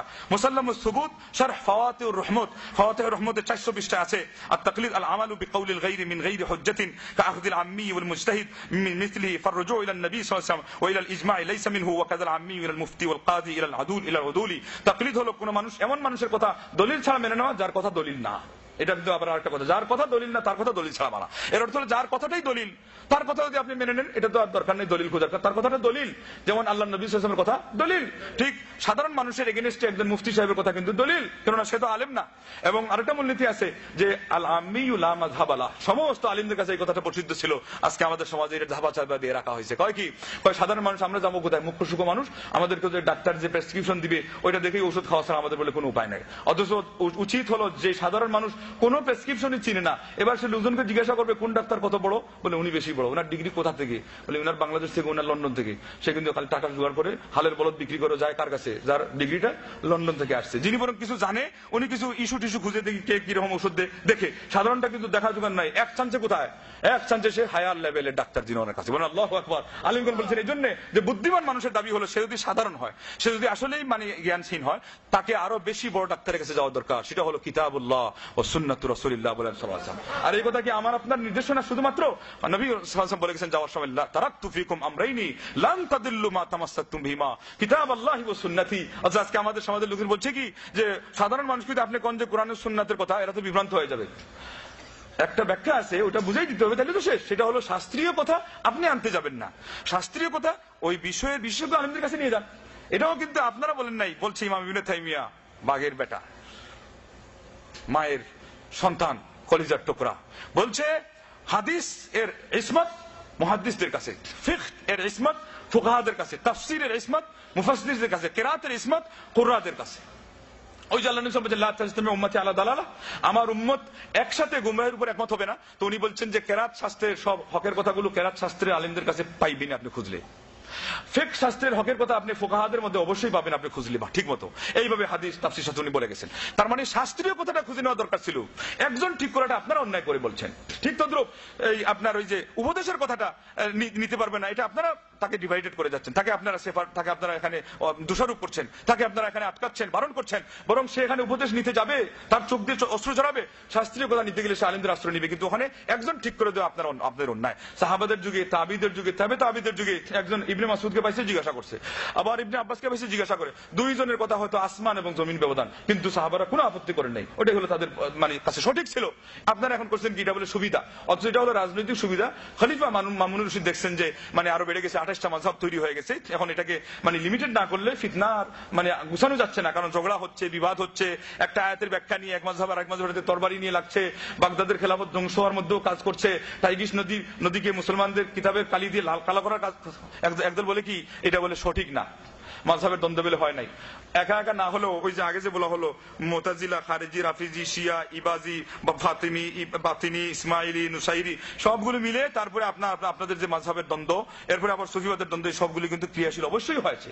যে টাইগ্রিস নদীর পানি কালো হয়ে গেছে মুসলমানদের কিতাবের কালিতে, এবং বাগদাদের খেলাফত আর ধরে রাখা যায় নাই, এবং এর সত্যতা আপনারা যাচাই করতে গেলে কোরআনে যান না কেন, ওয়ালা তাখতালিফু ফাতাফশালু ওয়া তাযহাবা রিহুকুম, তোমরা মতানৈক্য করো না, ওয়ালা তানাযাউ, তোমরা ঝগড়া করো না, ফাতাফশালু ওয়া তাযহাবা রিহুকুম, দুর্বল হয়ে যাবে, তোমাদের স্পিরিট কমে যাবে।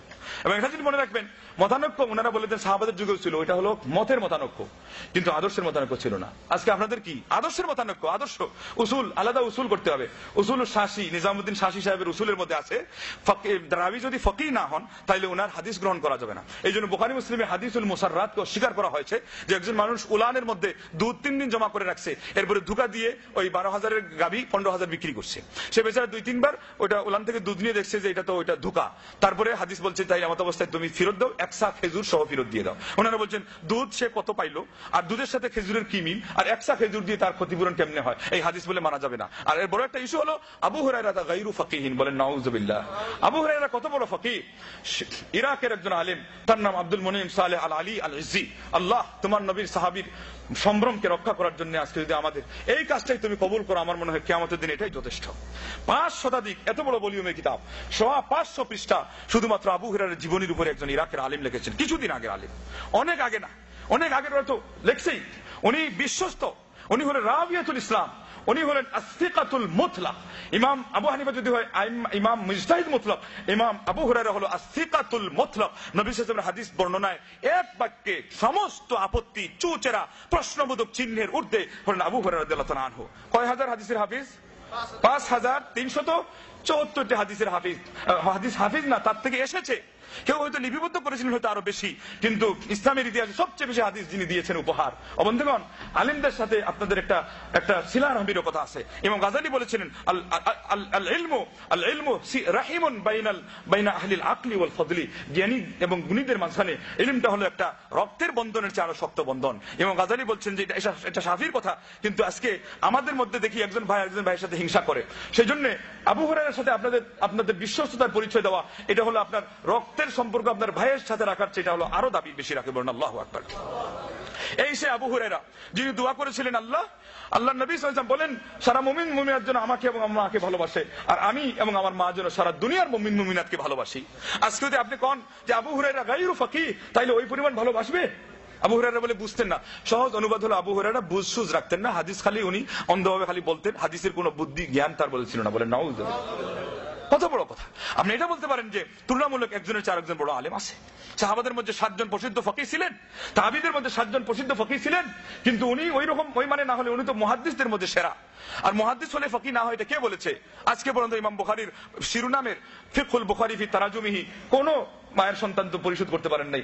ইবনে হাজার চেষ্টা করেছেন, ইবনে খুলদিনের কথা অনুযায়ী উনিও হয়তো পারতেন না, কিন্তু অনেকে বলছেন ইবনে হাজারের মাধ্যমে অনেকটা আদায় হয়েছে। তাইলে ইমাম বুখারী শ্রেষ্ঠ মুহাদ্দিস, ইমাম বুখারী আবার শ্রেষ্ঠ ফকিহ। ঠিক তদ্রূপ আবু হুরায়রা সারা হাদিস জগতের শ্রেষ্ঠ এবং প্রধান মুহাদ্দিস, যেমন ইবনু আব্বাস তাফসীর জগতের শ্রেষ্ঠ এবং প্রধান মুফাসসির, তিনি হলেন শ্রেষ্ঠ এবং প্রধান মুহাদ্দিস। তাকে আপনি যদি বলেন যে উনি বুঝতেন না, তাহলে এর চেয়ে বড় তার মানে মানহানিকর, তার কুঠারাঘাত হানার মতো কোনো কথা হতে পারে না। তো শেষে দেখা যায় এটার কারণ কি?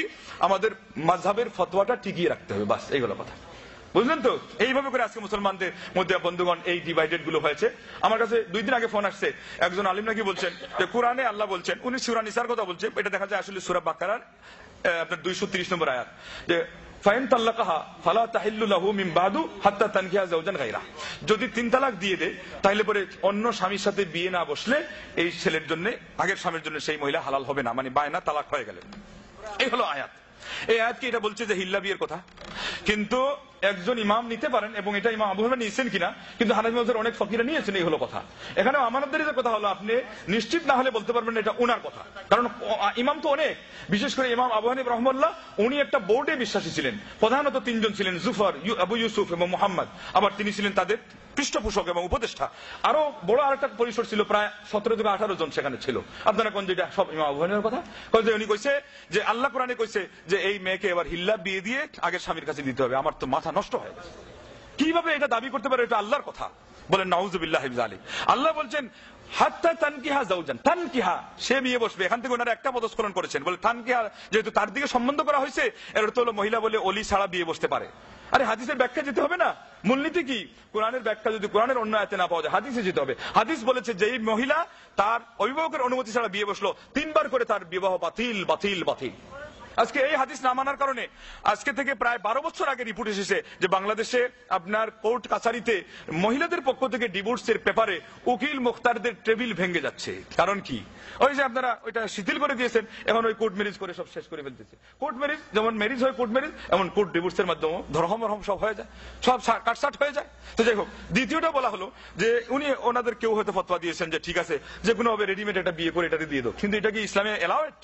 নবী সাল্লাল্লাহু আলাইহি ওয়াসাল্লাম বলছেন যে আমি কি তোমাদেরকে ভাড়াটিয়া পাঠা সম্পর্কে সংবাদ দিব না? ভাড়াটিয়া পাঠা সেটা কোনটা? যাকে শুধুমাত্র বিয়ে দেওয়া হয় আরেকটা লোকের জন্য তার ওয়াইফটাকে হালাল করে দেওয়ার জন্য, ওটা হলো ভাড়াটিয়া পাঠা। এখানে ওনারা কি সুযোগ খুঁজে জানেননি? কয় যে আল মুহাল্লিল, আল্লাহ নবী তাকে গালি দেন আর যাই দেন, মুহাল্লিল তো কইছেন। আই রে ভাই রে, বলেন নাউজুবিল্লাহ। এটা একটা আলিম এই কথা বলতে পারে?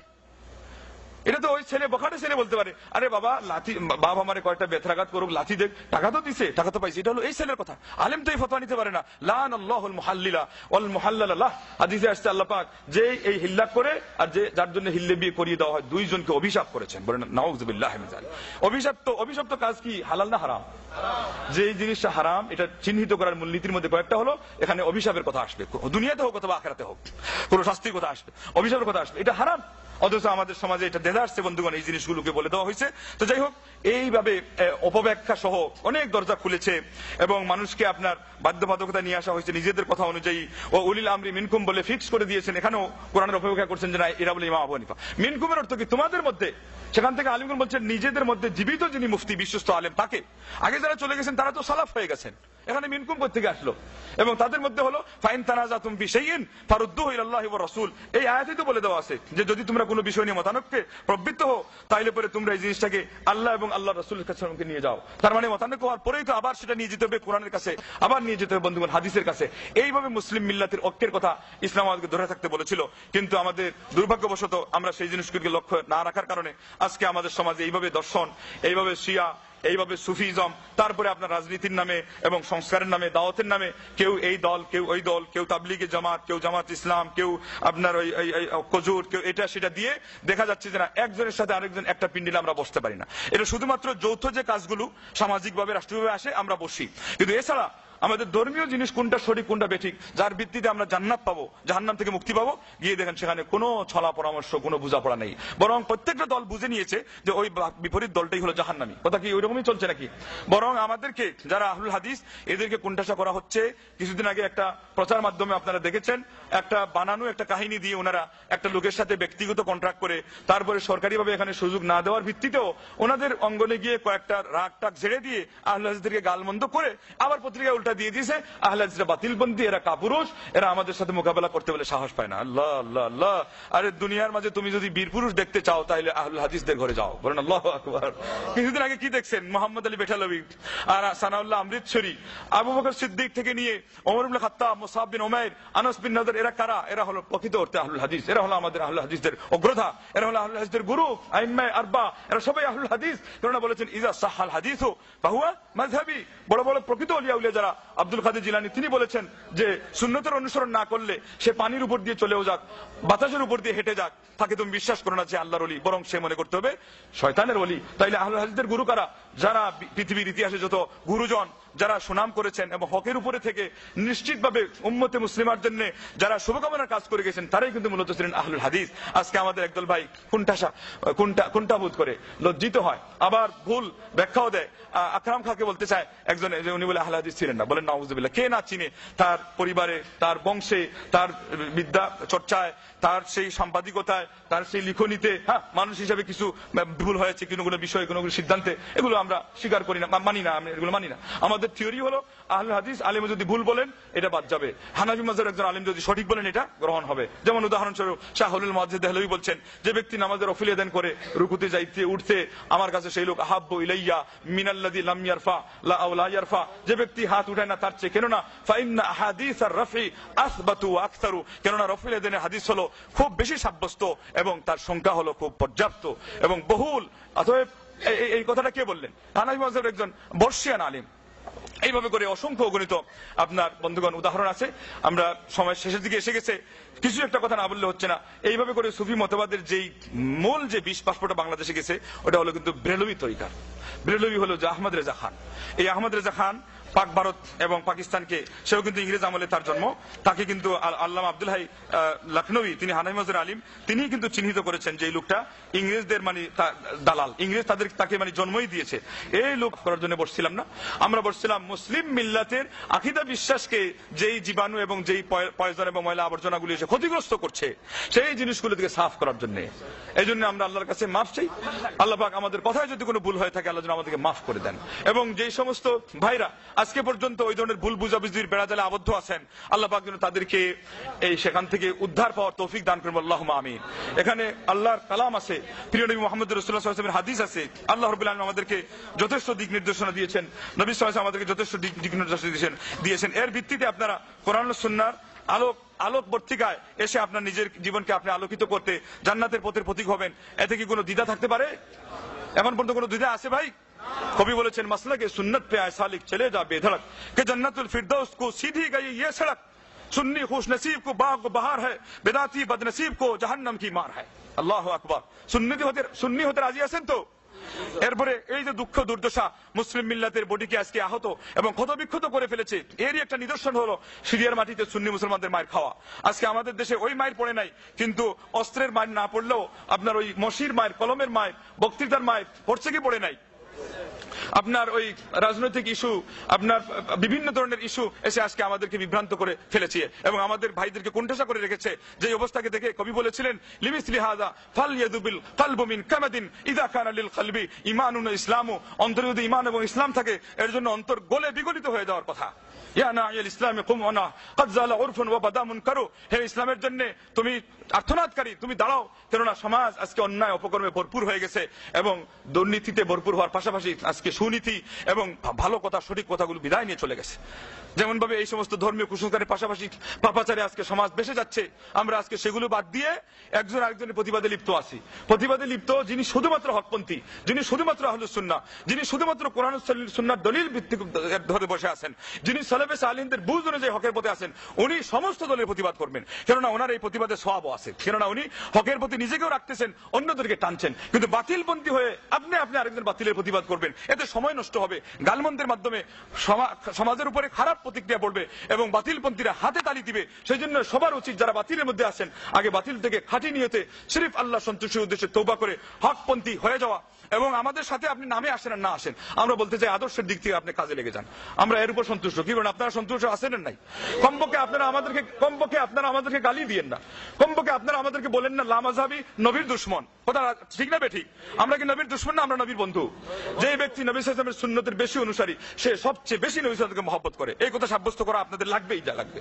যে ব্যক্তি আল্লাহকে সবচেয়ে বেশি মহব্বত করে, আল্লাহকে সবচেয়ে বেশি ভয় করে, আল্লাহকে সবচেয়ে বেশি শ্রদ্ধা করে, সেই ব্যক্তি বেশি বেশি তাওহীদের কথা বলে। এই কথা কিন্তু আজকে আপনাদের সমাজে সাব্যস্ত করতেই হবে। কেননা এই কথা না বলার কারণে আজকে তারা শুধু মিথ্যা ভালোবাসার দোহাই দিয়ে এবং আল্লাহকে মিথ্যাভাবে সন্তুষ্টি পেয়ে যাবো এই দোহাই দিয়ে একদলকে ধ্যানমগ্ন করে চোখ মুখ বন্ধ করে ওহে আল্লাহ ওহে রাসূল রব্বুল আলামিন তোমার ইশকের নূর তার কলবতে আমার কলবে দাও পীর উসিলাতে আল্লাহ আল্লাহ এই সমস্ত বেদাতি জিকির বেদাতি ফিকির বেদাতি নিয়ত বেদাতি তাদবীর বেদাতি তাবিজ বেদাতি মান্নত বেদাতি খবর পূজা বেদাতি মাজার পূজা বেদাতি পীর পূজা বেদাতি গাঁজা খাওয়া বেদাতি জিনা পর্যন্ত, জিনা তো এমনি কবিরা গুনাহ, তারা আজকে বন্ধুগণ হালাল করে নিচ্ছে। বলছে এক পর্যায়ে মানুষ কামিল হয়ে যায়, হাত্তা ইয়াতিয়াকাল ইয়াকিন, ইয়াকিন এসে গেলে আর বলে তার কাছে কোনো পাপ থাকে না। ওই যে সে আপনার গুরুজন হয়ে গেছে, সে আর আল্লাহ এক হয়ে গেছে, হুলুলিয়াতে তারা পৌঁছে গেছে। বলেন নাউজুবিল্লাহ। আজকে সমাজের এই দুরবস্থায় আমাদের উচিত হকপন্থীদেরকে নিজের বুক সোজা করে নিজের মাথা উঁচু করে আজকে হক নিয়ে দাঁড়ানো এবং দলিল প্রমাণ সহকারে আপনি দাঁড়াবেন, আল্লাহর কাছে সাহায্য চাইবেন, কান্নাকাটি করবেন, নিজের আমলকে সাজাবেন, সুন্নতি তরিকার উপর নিজের আমলকে সুসজ্জিত করবেন, দোয়া জিকির সুন্নতি তরিকা নিজে পড়বেন, তাইলে ইনশাআল্লাহ আজিজ আল্লাহর পক্ষ থেকে আপনি সাহায্যও পাবেন এবং মানুষও আপনাকে বলতে পারবে না যে আপনারই তো আমল নাই মিয়া, আপনার জামা কাপড় ময়লা, আপনি আমাদের ঘি নসিহত করবেন, ওই দেখেন এই লোক কি সুন্দর জিকির করায়। আপনি পরিষ্কার নেট এন্ড ক্লিন হলে বলতে পারবেন আমারটা নেট এন্ড ক্লিন এবং আর সুন্নতি তরিকা, ওরটা হলো বেদাতি, বরং অনেক শিরিকও আছে। এইভাবে করে ইনশাআল্লাহ আপনি নিজেও সিরাতে মুস্তাকিমের উপর অটল থাকতে পারবেন, নিজের প্রোটেক্টের কাজ সেফের কাজ নিজেও করতে পারবেন, উম্মতে মুসলিমার অন্যান্য মানুষকেও আপনি ইনশাআল্লাহ আজিজ আপনার এই সিরাতে মুস্তাকিমের মধ্যে আপনি এনে তাদের সমপরিমাণ সওয়াবের সওয়াব লাভে আপনি ধন্য হতে পারবেন। মহান রব্বুল আলামিনের কাছে তার আসমা ও হুসনার ওসিলায় দোয়া করছি, আল্লাহ পাক আমাদেরকে তুমি মাফ করে দাও, আমাদেরকে তুমি সুন্নতের তরিকার উপরে এসে অটল থাকার তৌফিক দাও, তাওহীদের সুবাদে আল্লাহ আমাদেরকে তুমি ধন্য করো।